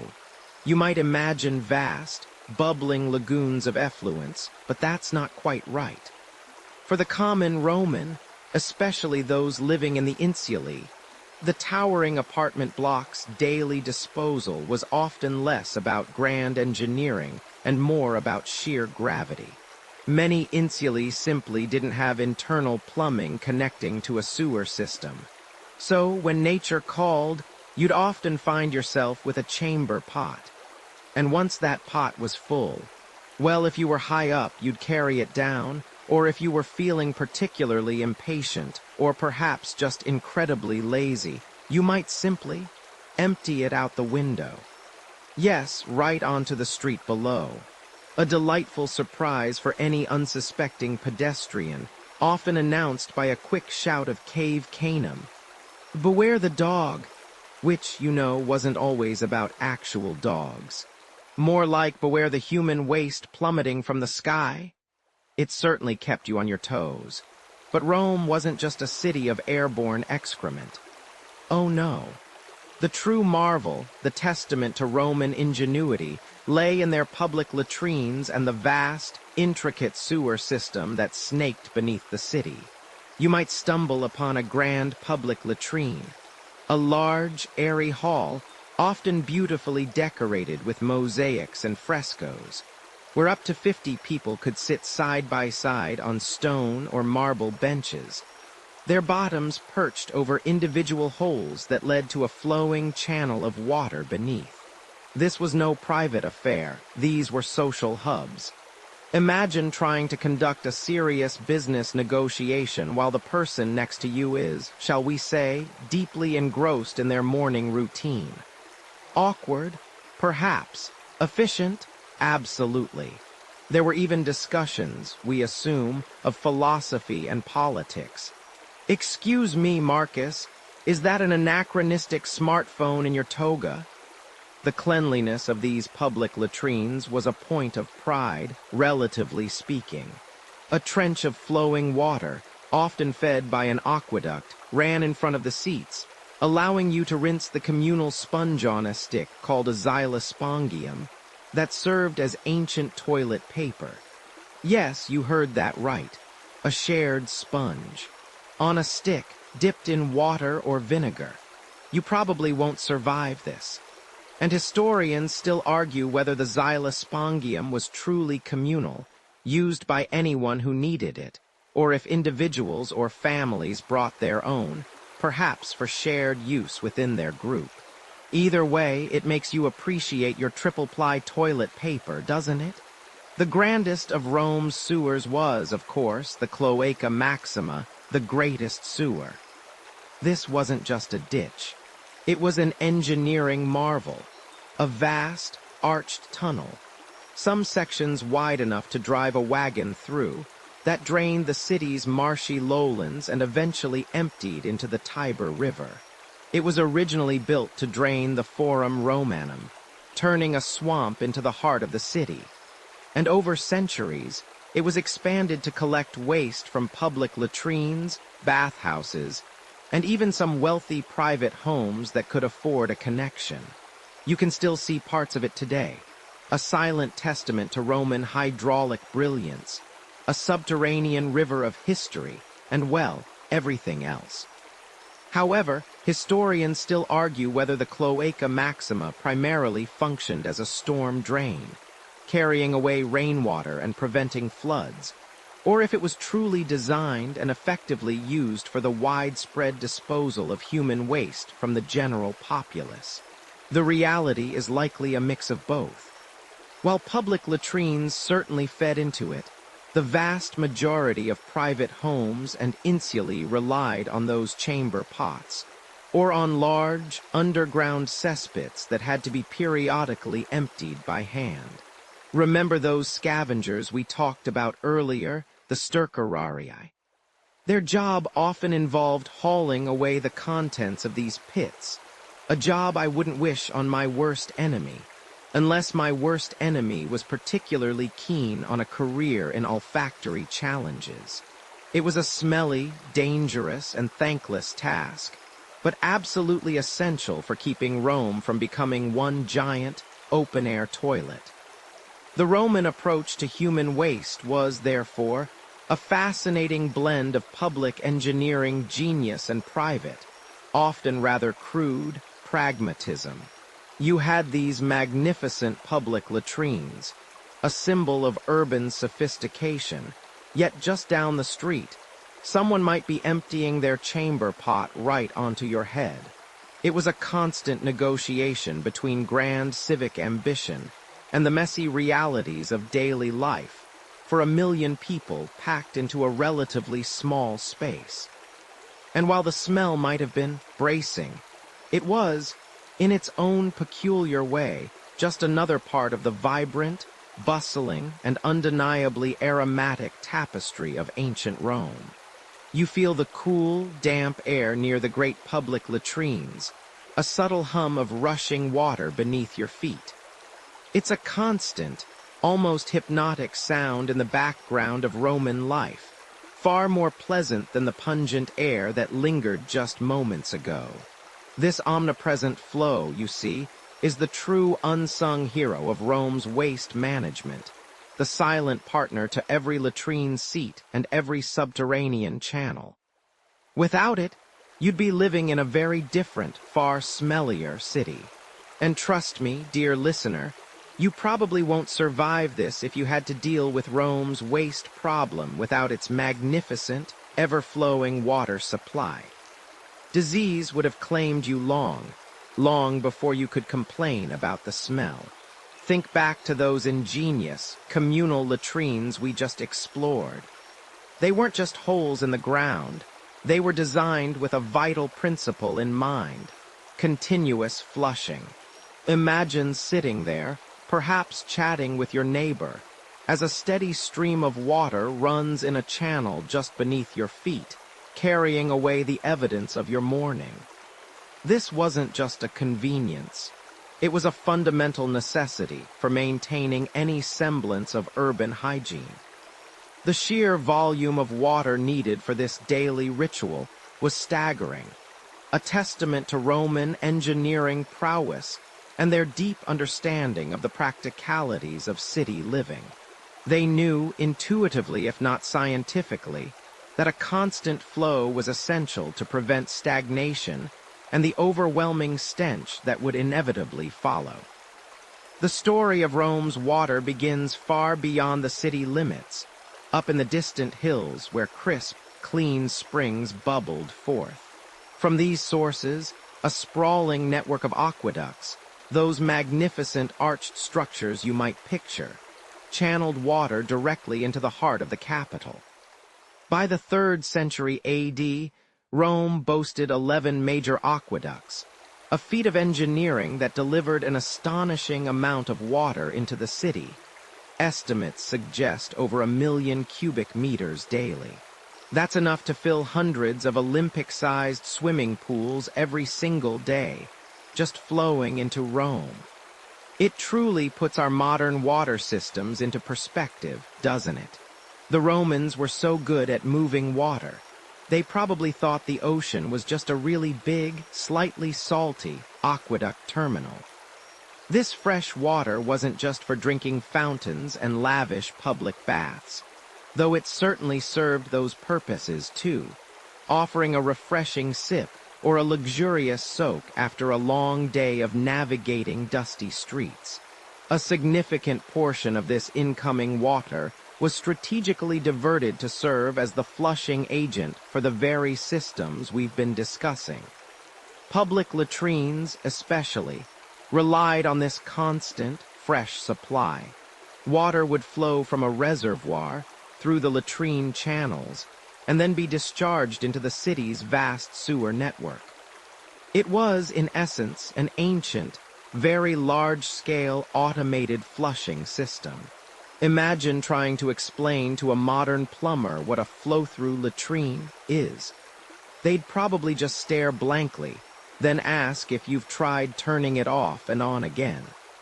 What's particularly fascinating, and perhaps a little quirky, is how efficiently the Romans sometimes recycled this precious resource. Water that had already served a purpose, say in the massive public bathhouses, where thousands would cleanse themselves daily, wasn't just unceremoniously dumped into the Tiber. Oh no.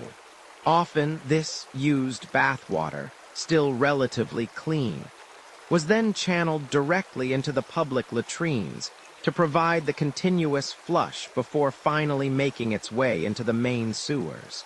It was an ingenious, if slightly gross, form of ancient greywater recycling, ensuring that every drop contributed to the city's hygiene before its ultimate departure.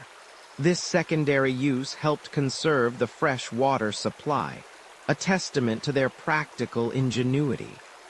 The destination for this flushed water, along with all the human waste it carried, was, of course, the grand network of sewers, epitomized by the mighty Cloaca Maxima. This primary sewer, initially an open canal system in the early days of Rome, was eventually vaulted over, transforming it into a dark, subterranean river flowing beneath the city's busiest districts. The continuous inflow of water from the latrines and other waste points created a constant current, pushing the effluvia towards its ultimate discharge point, the Tiber River. This constant motion was crucial in preventing blockages and ensuring that the waste didn't just sit there, festering. However, despite this impressive feat of engineering and the sheer volume of water involved, it wasn't a perfect system. Not all waste made it smoothly through the labyrinthine network. Smaller, private sewers, or those in less affluent areas, might not have had the benefit of such robust flushing. And even within the grand Cloaca Maxima, there were sections where flow might slow, allowing sediment and debris to accumulate. Historians still argue whether the constant, rapid flow through the main sewers truly mitigated the buildup of sediment and disease-causing pathogens in the quieter, less flushed tributaries, or if it merely pushed the biological soup further downstream, creating new problems for those along the Tiber. It's not exactly a pleasant thought, is it, to imagine ancient Roman fish swimming in that particular cocktail of substances? Makes you rethink seafood for a moment. The role of water, then, in ancient Rome's waste management was absolutely paramount. It wasn't just a passive medium. It was an active participant, a constantly flowing agent of purification and removal. The aqueducts were the lifeblood, the latrines and sewers the arteries and veins, and the water itself was the tireless, ceaseless pulse, striving to keep the beating heart of Rome as clean as possible against truly formidable odds. Without this relentless rush of water, the very foundations of urban Roman life, with its dense populations and constant activity, would have crumbled under the sheer weight and stench of its own refuse. The legacy of their water engineering endures, a silent monument to a civilization that understood, perhaps better than any before it, that cleanliness, or at least the illusion of it, was next to godliness, or at least next to not dying from disease. You stand now on the very edge of an impossible marvel, a place where water, the giver of life, also became the great cleanser of a sprawling empire. Feel the cool, damp air as you walk beside the massive stone channels, the aqueducts, these colossal arteries of Rome, humming with the constant rush of water. It's not just a trickle, mind you. This is a veritable river, diverted, channeled, and tamed, pouring into the city at a staggering rate, filling public baths, feeding fountains, and providing drinking water. But here's the often overlooked secret, the mundane magic behind the grand facade. Much of this pristine water, once it had served its purpose, didn't just vanish. It became the lifeblood of Rome's liquid waste disposal system. Imagine the sheer volume. Millions upon millions of gallons flowing into the city daily, far more than any populace could ever drink or even splash about in the public baths. Where did it all go? Well, after its initial, glamorous debut in a fountain or a steamy bathhouse, this water was put to work again. It became the tireless, unpaid janitor, continually flushing the latrines we discussed earlier, washing down streets, and cascading through the vast network of the Cloaca Maxima and its tributaries. It was a brilliant, if perhaps accidentally brilliant, solution to a problem that most ancient cities simply drowned in literally. You see, when you have enough water to practically create an indoor lake, you also have enough to wash away quite a lot of unpleasantness. Think about it, those public latrines, remember them. The ones where you'd sit shoulder to shoulder with your fellow Romans, conducting your business over a continuous stream of flowing water. That flow wasn't some magical, self-generating phenomenon. It was the constant, relentless overflow from the city's main water supply. The Roman engineers, whether they fully grasped the hygienic implications or were just incredibly keen on efficiency, essentially designed a giant, self-flushing toilet for an entire city. It was the original set-it-and-forget-it system, only on an imperial scale. Pretty neat, right? Especially when you consider that most people in other parts of the world were, shall we say, less sophisticated in their waste management. If you were living outside of Rome and reliant on less advanced sanitation during a major epidemic, you probably wouldn't survive it. Just a little historical reality check for you there. This meant that even though solid waste was still a nightmare, the liquid stuff, the stuff that truly bred disease and stench, was constantly being pushed out, diluted, and swept away. Historians still argue whether the Romans fully understood the germ theory of disease, or if their impressive sanitation was simply a happy byproduct of their engineering prowess and love of abundant water. Was it pure genius, or just a fortunate side effect of building bigger, better, and wetter than anyone else? Either way, you, as a Roman citizen, benefited immensely.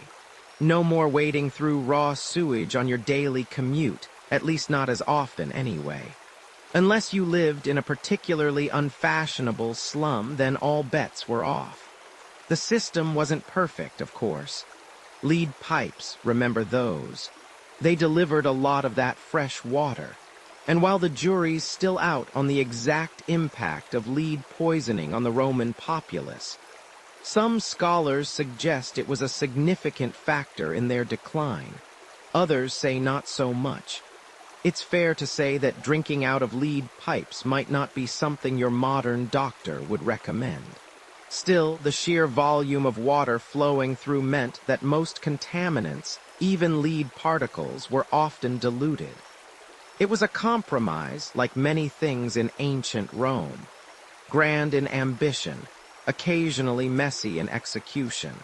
One quirky tidbit about this watery infrastructure is how some clever Romans managed to divert small channels of this overflow directly into their private homes, especially the wealthier ones. While most citizens relied on public fountains and latrines, if you had the right connections or enough denarii, you could arrange for a continuous stream of water to run through your household, perhaps flushing a private latrine or just keeping your domestic spaces remarkably clean. It was the ancient equivalent of having a perpetually running tap, though I doubt they wasted it on overly long showers like some of us do today. Imagine the water bill. Oh wait, they didn't have water bills. Lucky them. The aqueducts themselves were a mainstream historical fact that awed contemporaries and continue to do so today. Some stretched for tens of miles, traversing valleys on towering arches and tunneling through mountains, all to maintain the precise gradient needed for water to flow by gravity alone. It was an engineering feat that would rival many modern projects. And for all their primary purpose of delivering potable water, their secondary role in waste management was arguably just as crucial to the survival and growth of the city. Without this relentless flow, Rome's crowded streets would have become a breeding ground for far more than just gossip. They would have been literal cesspools. So, while you might not have had a flush toilet in every Roman apartment, indeed, most lived without, the city itself functioned like a giant, open-air, water-powered sanitation machine. The sounds of rushing water were as much a part of the urban soundtrack as the cries of street vendors or the clatter of chariots. It was a constant reminder that even in the heart of this bustling empire, the very basic need to get rid of your, well, stuff, was being addressed on a scale unparalleled in the ancient world. They truly understood the power of a good rinse, even if the method was more about brute force and engineering genius than microscopic understanding. Street mess, public space, and policy. You step out from the cool, shadowed doorway of your insula, and immediately your senses are assaulted. It's not just the cacophony of street vendors hawking their wares, the sharp cries of a fishmonger, the rhythmic clang of a blacksmith, the distant bleating of a goat being led to market, but the very air itself. It hangs thick and heavy, a complex aroma of sweat, wood smoke, stale wine, and something undeniably organic. Your sandals, well, what's left of them, already feel vaguely damp, despite the morning sun already beginning its climb. You carefully navigate the narrow, winding vicus, your eyes darting from side to side, not just to avoid the bustling crowds, but to watch where you plant your foot.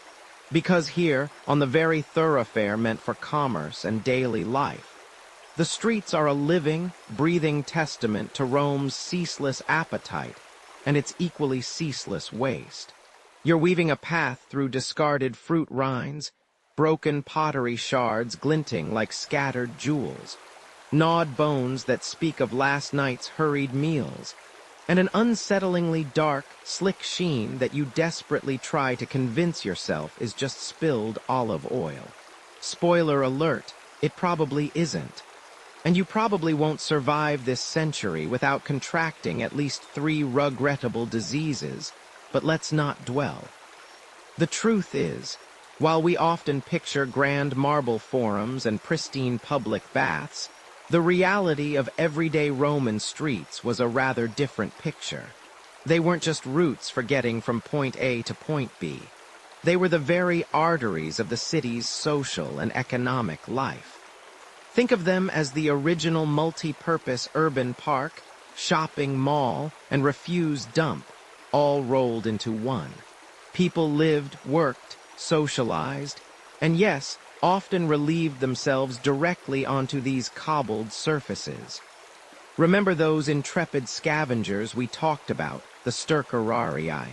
Well, they had job security because the supply of, shall we say, raw materials was endless.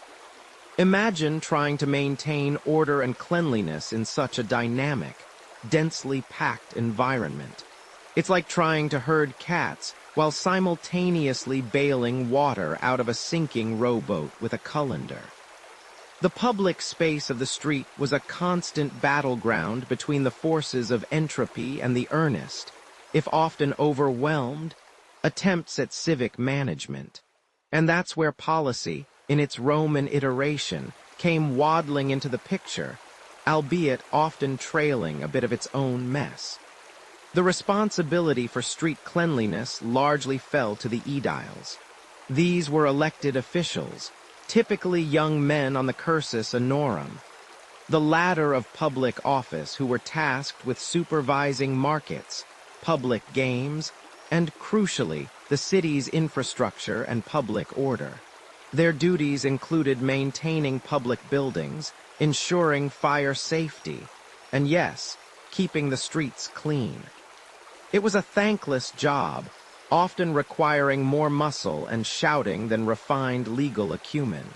You can almost hear them now, bellowing at some hapless citizen caught emptying their chamber pot out an upstairs window. "Hey, that's a denarius fine, you lout. And don't think I didn't see that half-eaten garum-soaked fish." It was the ancient Roman equivalent of a parking enforcement officer, but with less stationary and more actual street-level muck. Now, while the aediles had the authority, their resources were often stretched thin. Rome was just too vast, too sprawling, too perpetually active for a small cohort of officials to truly keep spotless. Laws were certainly on the books. There were various edicts and regulations against dumping refuse in public ways, blocking thoroughfares, or, as mentioned, emptying unpleasant contents from upper floors onto unsuspecting passers-by. The 12 Tables, Rome's earliest code of law, even touched upon the right-of-way and obstructions, which by extension would include piles of rubbish. This is a mainstream historical fact. Roman law, however imperfectly enforced, did recognize the need for some form of public hygiene and order, with specific officials like the aediles charged with its oversight. Yet despite these legal frameworks, the effectiveness was, shall we say, variable. It wasn't just individual negligence. Industries also contributed their share. Tanners, dyers, butchers, their waste often found its way into the streets, contributing to the general aroma and stickiness. One rather quirky tidbit relates to the sheer volume of organic waste.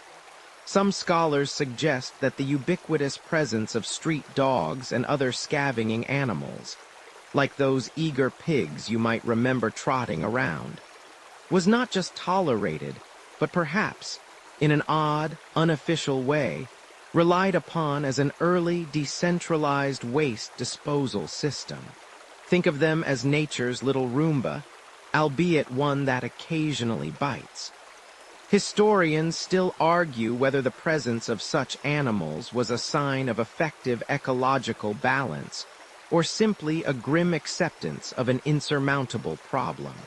It's a bit like debating whether your messy roommate is a minimalist, or just hasn't gotten around to cleaning their side of the apartment for 6 months. The ideal Roman street, with its grand public buildings and bustling markets, was a vision of order. The reality was a constant struggle against the tide of daily life's detritus.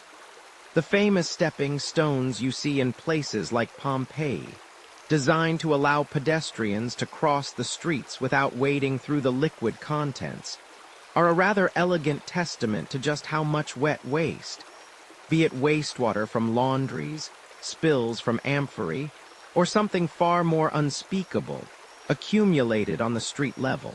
It shows a practical engineering solution to a pervasive problem, acknowledging that the street was less a dry path and more a shallow, slow-moving river of urban runoff. Even the impressive system of aqueducts that brought clean water into the city, which we discussed as aiding in waste removal. Remember how it flushed the latrines and fed the fountains, also indirectly contributed to street mess.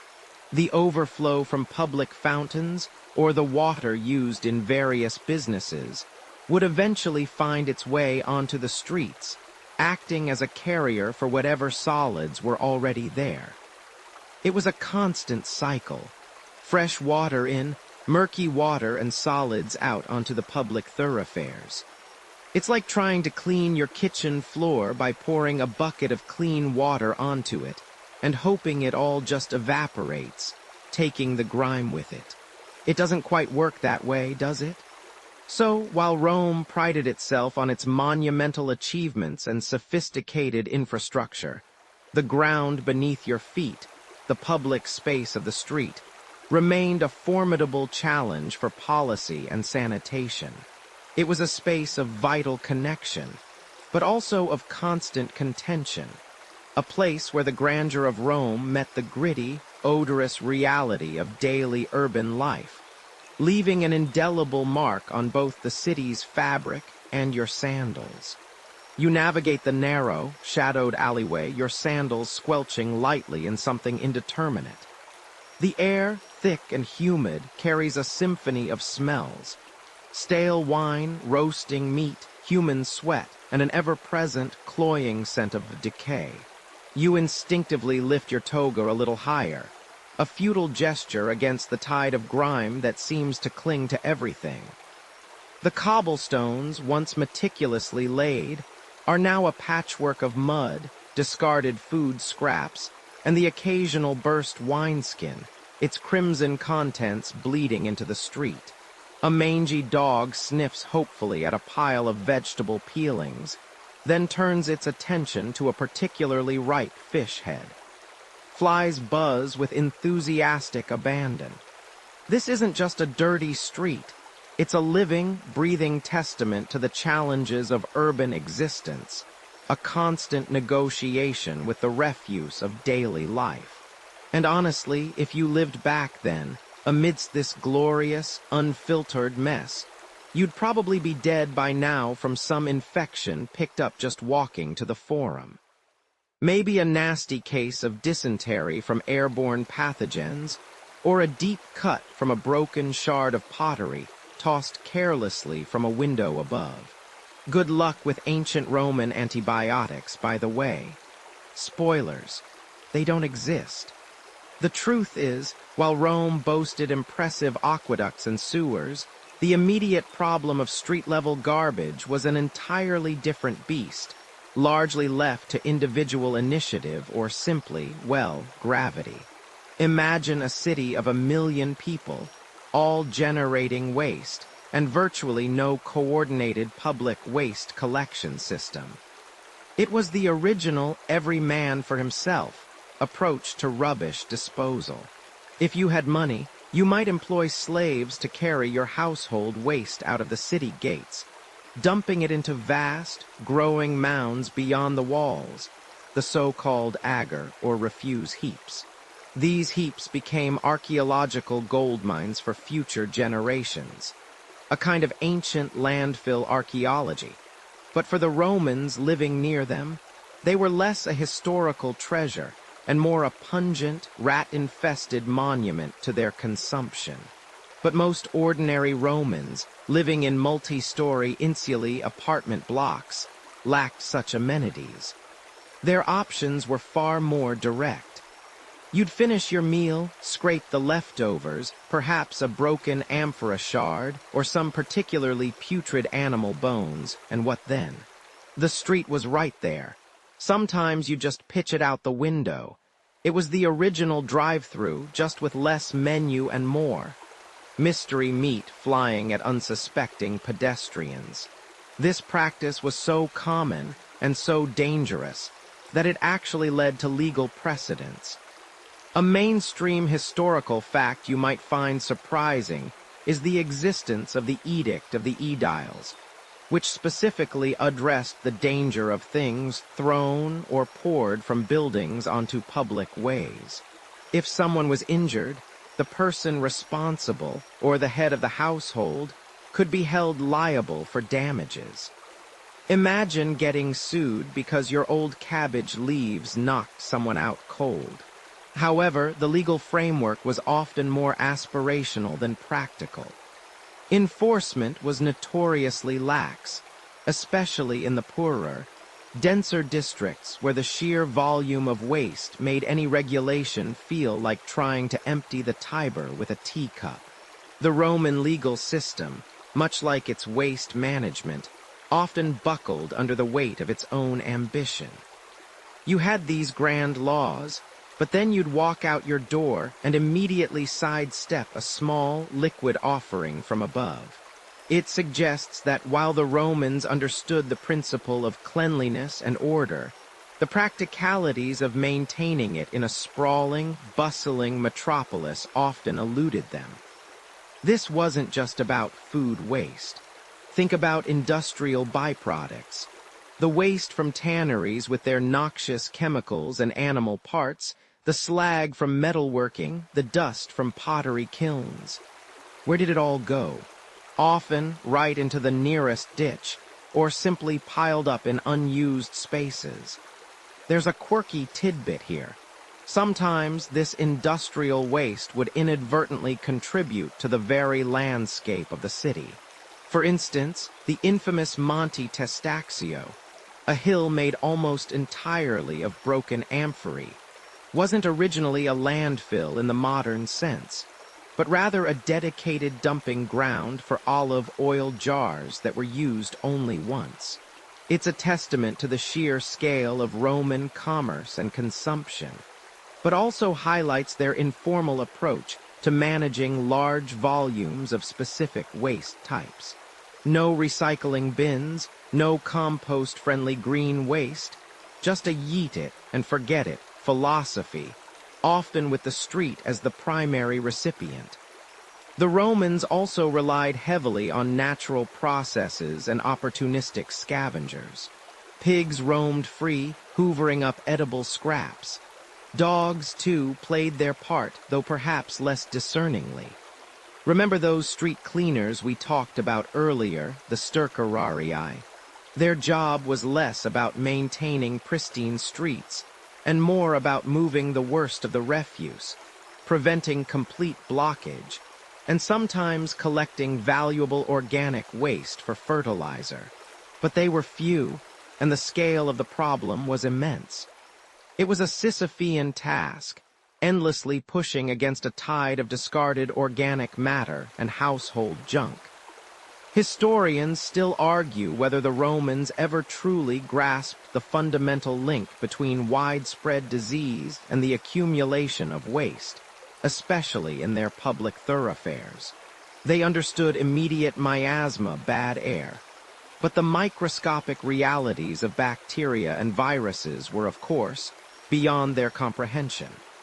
So, while they built impressive sewers, the daily reality for many was still a pungent, unsanitary, and frankly precarious stroll through streets that doubled as informal dump sites.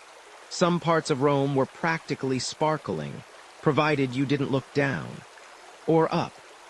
It was a messy, aromatic, and undeniably precarious existence, a stark contrast to the grand architectural triumphs that define our image of the eternal city.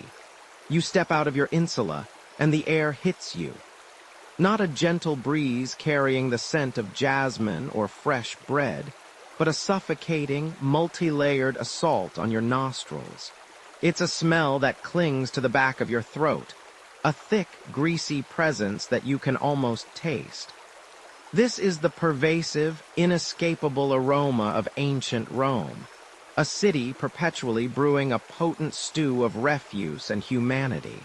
You think you've smelled bad things before? Perhaps your neighbor's week-old curry in the microwave at work, or that public toilet after a festival. Multiply that by 1,000, add in the humidity of a Roman summer, and imagine it coating every surface, every person, every breath you take. You navigate the narrow, crowded streets, and the sources of this olfactory symphony become horrifyingly clear. The gutters, remember them. They're not just channels for runoff. They're sluggish rivers of decaying organic matter, household slops, and the occasional discarded animal carcass. The stench of stale urine, spilled wine, and something vaguely metallic, probably blood from a nearby butcher's stall, mixes with the cloying sweetness of rotting fruit and vegetables. Then there's the distinct, unmistakable pungency of human waste.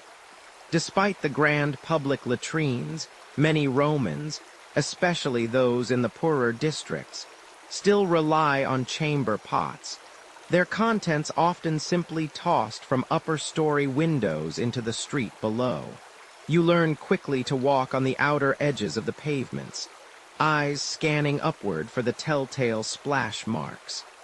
It's a game of Roman roulette, and frankly, you probably won't survive this city for long if you're not constantly vigilant. This constant miasma, this tangible cloud of filth, isn't just unpleasant. It's a harbinger of invisible threats. Every breath you take, every bite of street food you risk, every sip of water from a less than pristine source carries the potential for illness. You see it everywhere. The pale faces, the listless eyes, the sudden bouts of stomach cramps that send people scrambling for a quiet alleyway, or simply doubling over where they stand. Fevers are commonplace, their origins often mysterious to the Romans themselves, but to your modern understanding, the connection is painfully clear. Waterborne diseases like dysentery and typhoid run rampant. If a pipe carrying fresh water from an aqueduct breaks near a cesspit or a street full of refuse, contamination is almost guaranteed. Even the Grand Cloaca Maxima, Rome's impressive sewer system, while revolutionary, primarily serves to drain storm water and public latrines, not the majority of household waste which still finds its way into the open. Historians still argue whether the Cloaca Maxima, despite its scale, truly made a significant impact on the overall public health of the average Roman citizen. Given the persistent problems of street sanitation and private waste disposal, flies thick and buzzing are your constant companions, drawn to the mounds of discarded food scraps and animal dung. They alight on your face, on the food you're attempting to eat, then flit off to land on a pile of festering garbage or the fresh droppings of a passing cart horse. It's a perfect vector system for pathogens. The Romans, bless their hearts, understood that bad air miasma caused disease, which was a step in the right direction, even if their understanding of how it worked was a bit off. They'd burn aromatic herbs, use perfumes, and generally try to mask the stench, believing that if it smelled better, it was better. It's a bit like putting a fancy air freshener in a truly foul public toilet. It might make you feel better for a second, but it doesn't actually remove the source of the problem. Beyond the waterborne nasties, the sheer density of population living cheek by jowl with unmanaged waste creates a breeding ground for other horrors. Rodents, specifically rats, thrive in this environment, feasting on discarded food and nesting in refuse piles. And where there are rats, there are fleas. The connection between rat fleas and the devastating plague was, of course, millennia away from being understood by the Romans, but they certainly suffered from its terrible visitations, outbreaks that would decimate populations and leave survivors bewildered and terrified. Even less dramatic, but still debilitating, are the various skin infections and parasitic infestations that flourish in conditions of poor hygiene. You might see children with weeping sores or adults scratching incessantly, unwitting hosts to tiny, unseen invaders. The Romans did have some understanding of hygiene, particularly among the elite. The public baths, for instance, were a cornerstone of Roman social life and personal cleanliness, allowing citizens to wash away at least some of the day's grime. But even these grand institutions, while promoting personal cleanliness, didn't solve the systemic problem of waste management outside their walls. It was a bit like diligently washing your hands before eating dinner, but then eating it off a plate that's been sitting on a garbage heap. The effort is appreciated, but the larger context is still deeply problematic. A quirky tidbit: some Roman medical texts suggest using materials like cobwebs or even animal dung as poultices for wounds. While some animal dung might have antimicrobial properties, applying it to an open wound in a city teeming with bacteria is a gamble you probably wouldn't win. The constant low hum of disease, the occasional catastrophic epidemic, and the ever-present, cloying stench. This is the unseen, yet deeply felt price Rome pays for its spectacular growth and its less than spectacular waste management. You exist in a perpetual state of low-grade infection, your body constantly fighting off invaders that modern medicine would swat away with ease. It's a reminder that beneath the marble facades and the magnificent aqueducts, life in ancient Rome was, for many, a continuous struggle against the sheer squalor of daily existence. The struggle to simply breathe clean air or drink safe water was a battle fought and often lost. You're trudging down the Vicus Tuscus, the smell of garum and unwashed humanity clinging to the air. But beneath it, a far more insidious aroma rises, a pungent, sickening cocktail of refuse, stale urine, and something indefinably organic. It clings to your toga, invades your nostrils, and no amount of perfume or incense can truly banish it. The cobblestones beneath your sandals are slick, not just with morning dew, but with the residue of countless dumped chamber pots, animal droppings, and the unidentifiable muck that seeps from overflowing drains. You pick your way carefully because a misstep could mean more than just a ruined shoe. It could mean a quick trip to the underworld, courtesy of a particularly virulent strain of, well, anything really. The flies, buzzing like tiny, malevolent aerial acrobats, are everywhere, landing on the fruit vendors' wares, on the open sores of beggars, and then, inevitably, on you. In this era, if you catch a bad stomach bug, you probably won't survive this. Seriously, your chances are not great. Modern medicine? Nah, you've got leeches and prayers, maybe a bit of crocodile dung paste if you're feeling adventurous and remember our previous discussion. Good luck with that. The reality of living in a densely populated, pre-modern city like Rome was a constant, low-level health crisis. You might think those impressive aqueducts and grand public baths meant the Romans had it all figured out. But while they excelled at bringing in fresh water, getting rid of the dirty stuff, and the solid stuff was a perpetual, often horrifying challenge. The Cloaca Maxima, Rome's famous, greatest sewer, was indeed a marvel of engineering for its time. But it wasn't designed to handle every drop of waste from every single building. Most private homes, especially those insulae you remember, the multi-story apartment blocks, had no direct connection. So what did you do with your nightly offerings? You opened a window, said a quick prayer that no one was walking below, and plonk. Or, if you were feeling particularly considerate, you'd simply dump it into a nearby alleyway or one of those open street channels we talked about, hoping the next heavy rain would wash it away. Spoilers, it usually just moved the problem slightly downstream. This constant presence of human and animal waste, rotting food, and general detritus created a veritable breeding ground for disease. You're not just dealing with the occasional rat scurrying across your path. You're living in an ecosystem where pathogens thrive. Dysentery, often spread by contaminated water or food, was a common killer, especially among children. You'd feel your gut clench, a fever would set in, and then, well, let's just say it wasn't a dignified end. Typhoid fever, another bacterial infection, was also rampant, lurking in unsanitary conditions. Imagine drinking water that, unbeknownst to you, has picked up microscopic hitchhickers from an upstream garbage dump. Delicious.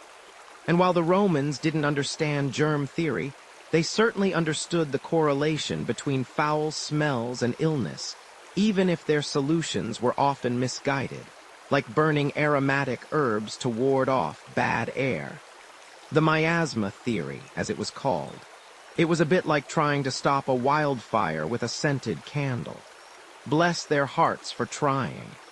Then there were the truly devastating epidemics, like the Antonine Plague in the 2nd century AD, or the Plague of Justinian much later, which decimated the population. While these were likely caused by viruses or bacteria like Yersinia pestis, responsible for the bubonic plague, their spread was undeniably facilitated by the crowded, unsanitary conditions of Roman cities. When you have a population density like Rome's, coupled with open sewers, piles of waste, and a lack of understanding about contagion, an outbreak can rip through the populace like wildfire through dry tinder. Historians still argue whether the frequency and severity of these plagues were a direct consequence of Rome's waste management practices, or simply an inevitable byproduct of large, interconnected societies lacking modern medical knowledge. It's a chicken or egg scenario, but either way, you didn't want to be the chicken, or the egg for that matter. The sheer smell of ancient Rome was something that would likely overwhelm your modern sensibilities. You're used to neatly packaged trash, regular pickups, and deodorized public spaces. Imagine the stench of 1,000 fish markets, combined with animal dung, rotting vegetables, and human effluvia, all baking under the Mediterranean sun. That was your daily commute, and it wasn't just a nuisance. The pervasive odors were often seen as a direct cause of illness. People truly believed that inhaling the bad air from swamps or decaying matter could make you sick. This belief, while scientifically flawed, did at least encourage some efforts at improving drainage and removing visible filth, even if the underlying bacterial issues remained unaddressed. It's like trying to get rid of a mold problem by just spraying air freshener. Looks better, smells different, but the problem's still there, lurking. Even the public latrines, while a social hub, weren't exactly bastions of hygiene. You'd sit shoulder to shoulder with strangers on a marble slab, often with an open channel of water flowing beneath, supposedly carrying away the waste. But these channels weren't always effective, and the sheer volume of users meant a constant, unceasing flow of everything. The communal sponges on sticks used for wiping, shared by everyone. You might think, well, at least they had sponges. And yes, that's better than nothing, but then you realize those sponges were probably just rinsed in the same communal water channel and left for the next person. Suddenly, your own personal toilet paper doesn't seem so bad, does it? It makes you appreciate the little things, like not sharing a wiping tool with a few hundred of your closest friends.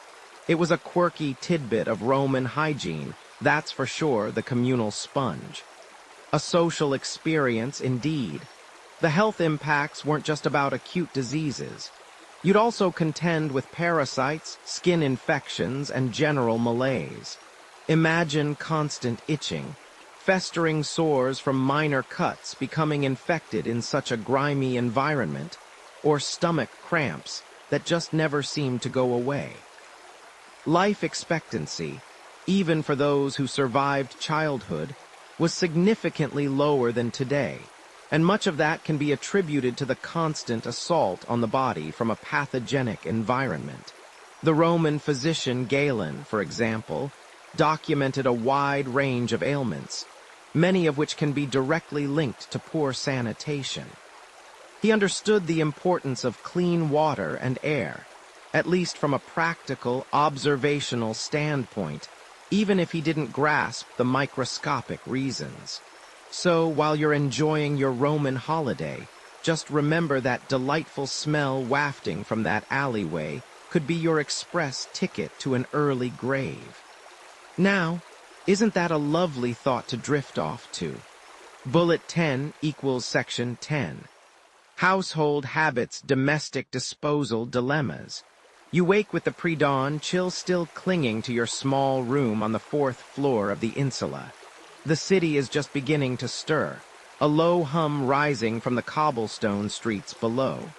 You stretch, the rough wool of your tunic scratching against your skin, and your nose twitches. Ah, yes, that familiar, inescapable scent. Yesterday's dinner, still clinging to the amphora where you stored the leftovers, mingling with the general bouquet of urban Roman life. A delightful blend of stale wine, wood smoke, and something undeniably organic. It's a smell that tells you, without a shadow of a doubt, that you're living in a city where waste management is, shall we say, a personal endeavor.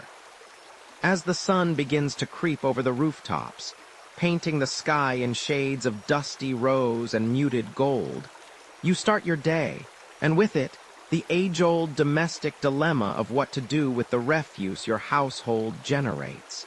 Unlike the grand public works we've been discussing, the glamour of aqueducts and the engineering marvels of the Cloaca Maxima, your personal waste situation is far less regulated.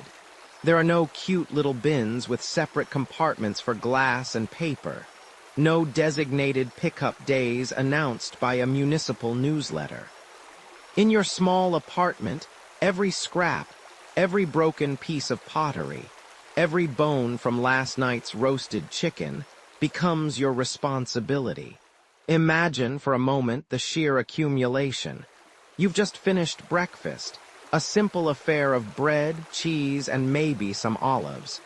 The olive pits, the crumbs, the bit of rind from the cheese, what do you do with them? Perhaps you have a large, sturdy pot or basket in a corner, a designated temporary holding area for your daily discards. It fills up quickly, doesn't it? By mid-morning, you've swept the floor, adding dust, dirt, and stray hairs to the collection. After lunch, more food scraps, perhaps a cracked terracotta cup. The smell intensifies, attracting a buzzing entourage of flies, and you instinctively wave them away, already feeling the oppressive stickiness of the Roman summer heat. This daily accumulation often led to the most direct, and perhaps least polite, method of disposal: out the window. Yes, you, dear citizen, might find yourself peering down from your multi-story dwelling, a pottery shard or a handful of vegetable peelings clutched in your hand, weighing your options. The street below is already a tapestry of mud, animal droppings, and other people's discards. What's one more?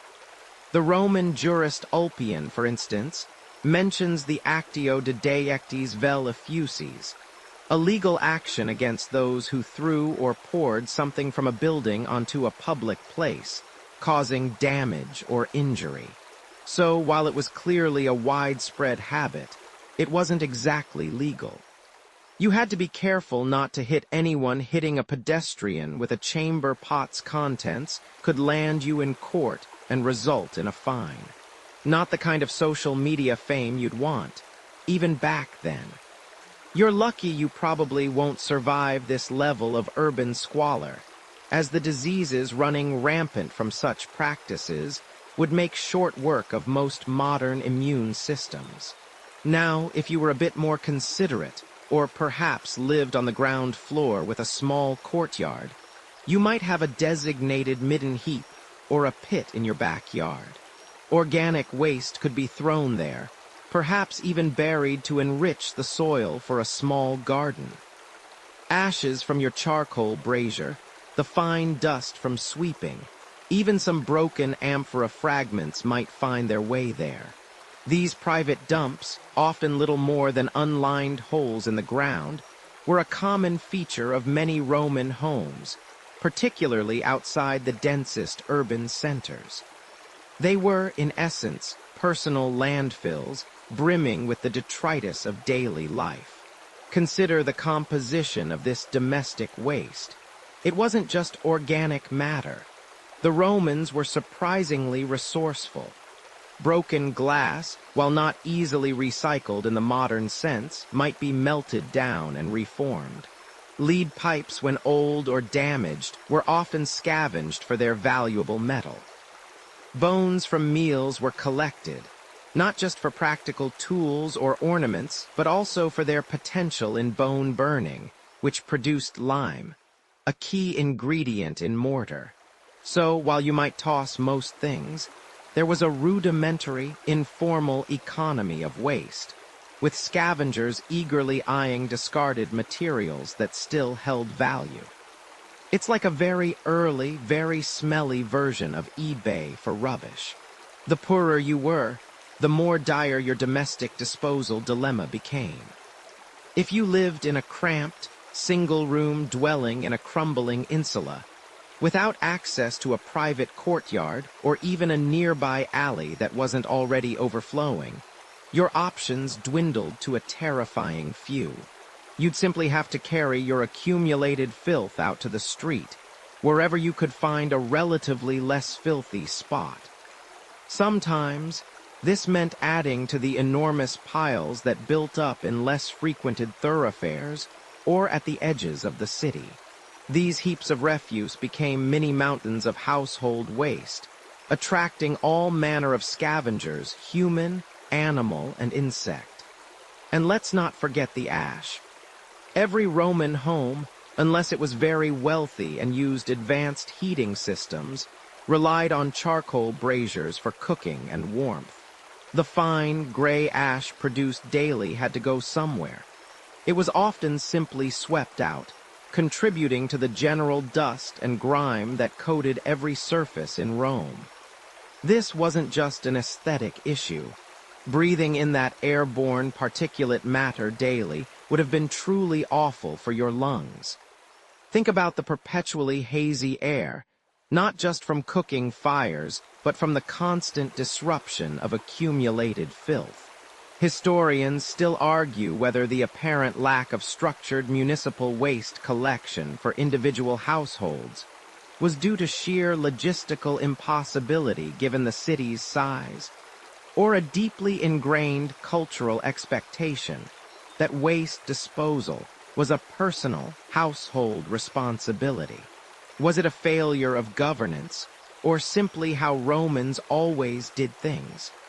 The truth probably lies somewhere in the middle, a messy compromise born of necessity and tradition. But for you, the individual Roman, living day to day, the reality was stark. Your home's waste was your problem, and the solution often involved a strong arm, a good aim, and a willingness to simply add to the general Roman grunge. You awaken to the familiar symphony of ancient Rome. Not the grand fanfares or the roar of the Colosseum, but the intimate, everyday sounds that filter into your humble apartment in an insula. Below your window, the street, still damp from last night's unexpected shower, begins to stir. You hear the clatter of a cart, the distant cries of street vendors, and then a less pleasant sound. A splash, followed by a curse from below. Ah, yes, someone's just tossed out their chamber pot. Welcome to another Roman morning. If you think you're going to get through this day without encountering something decidedly unhygienic, well, you probably won't survive this. For the ordinary Roman family, the daily accumulation of household trash wasn't some abstract municipal problem. It was a very tangible, often odorous, reality sitting right there in your living space. Imagine your modern kitchen bin, overflowing after just a day. Now strip away all the neatly packaged processed food and replace it with organic scraps, broken pottery, ash from the hearth, remnants of meals cooked from scratch, and the general detritus of a pre-industrial life. You're not just throwing away plastic wrap. You're dealing with bones, vegetable peelings, shattered amphorae, and maybe even the sad, deflated remains of a leather sandal. Inside the typical Roman home, there wasn't a sleek, designated rubbish bin like you'd find today. Waste often collected in simple wicker baskets, clay pots, or just swept into an unused corner until it became too much to ignore. Think about your grandmother's dustpan and brush, but on a grander, more constant scale. Every morning, or perhaps every few days, this domestic detritus had to go somewhere. And for most families, particularly those living in the crowded insulae that towered over the city streets, somewhere often meant out the window. Yes, the classic image of a Roman tossing refuse onto the street is largely accurate. While laws existed, the lex coloniae genitivi iulii, for instance, famously prohibited throwing dung or dead animals into the street. Enforcement was, shall we say, a little lax. It was often easier, quicker, and frankly, the only practical option for many tenants. You just shout a quick warning, mind your head, or look out below, and hope for the best. This contributed, as you remember, to the chaotic, often treacherous state of Roman streets. A constant obstacle course of mud, spilled liquids, and solid waste. It's no wonder street sweepers, or stercorarii, were such a visible, if unappreciated, part of urban life, sifting through the mess for anything valuable. Now, not all waste ended up splatting on the pavement. More affluent households, those with a bit more space, or perhaps those living on the ground floor, might have had small courtyards where some organic waste could be composted for gardens, if they were lucky enough to have one. Ash from braziers and cooking fires, a substantial daily output, would often be collected and sold. Yes, sold. Potters used it in their glazes, fullers for cleaning wool. It's surprisingly good at cutting grease, though perhaps not as glamorous as that crocodile dung sunscreen we mentioned. And even farmers as a primitive fertilizer. One man's trash, indeed, could be another man's livelihood. It reminds you of that saying, when in Rome, do as the Romans do, and probably hold your nose. Broken pottery, known as testi, was rarely just thrown away indiscriminately. This was a mainstream historical fact. These shattered shards were remarkably useful. They'd be crushed and mixed with mortar to create opus signinum, a durable, waterproof concrete used for floors and cisterns. Or they'd be used as fill material in construction, essentially recycling ancient Roman bricks and jars into the very foundations of new buildings. So, while your plate might break, its journey wasn't over. It was merely transitioning to its next architectural phase. But what about the truly noxious stuff? Food scraps, animal entrails from the local butcher, general organic decay? This was the trickiest part. For many, pigs and dogs were the ultimate street cleaners, gobbling up whatever edible refuse they could find. You'd regularly see them roaming, lean and hungry, fulfilling an unintended but vital sanitation role. For anything they couldn't consume, it often just sat there, putrefying, until a rain washed it into the gutters, hopefully towards the cloaca maxima. As we discussed, or a stercorarius eventually got to it. It's hard to imagine, but the smell must have been pervasive, a constant backdrop to Roman life. Historians still argue whether the Romans were simply resigned to this level of urban squalor, or if there was a deeper understanding of public health that was simply overwhelmed by the sheer scale of the city's population and its waste generation. It's a chicken or the egg kind of problem, except with more flies and, well, less hygienic chickens. Occasionally, there might be designated dumping grounds outside the city walls, like the famed Monte Testaccio, a colossal mound of broken amphorae where millions of oil jars were discarded over centuries. But for the average family, lugging daily trash miles outside the city wasn't a practical solution. Instead, it was often a case of out of sight, out of mind, or at least out of my house and onto the street.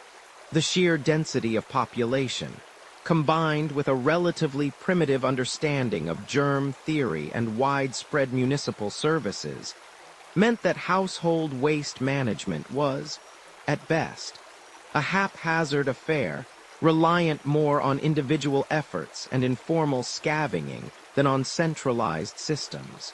You had to be resourceful, or at least have strong olfactory nerves.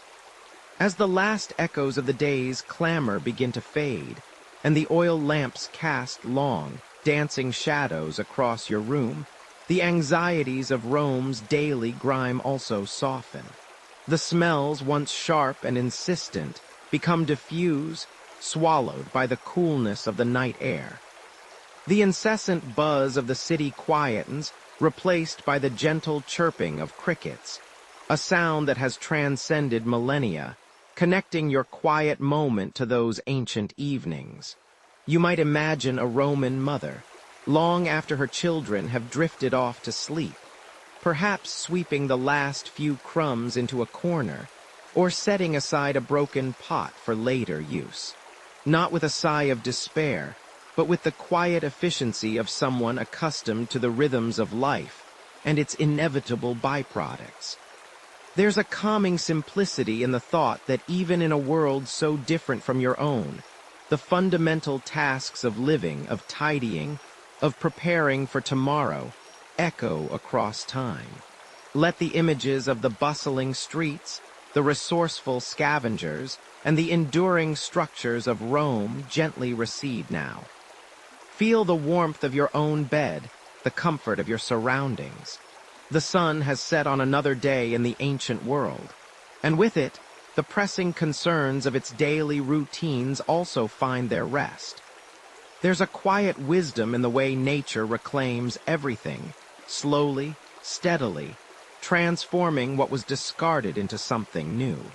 Just as the darkness now enfolds the city, bringing a peaceful hush, so too can your thoughts settle into tranquility.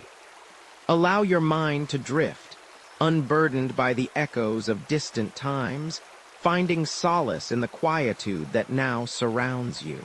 Let go of all the day's worries, both ancient and modern. Sweet dreams.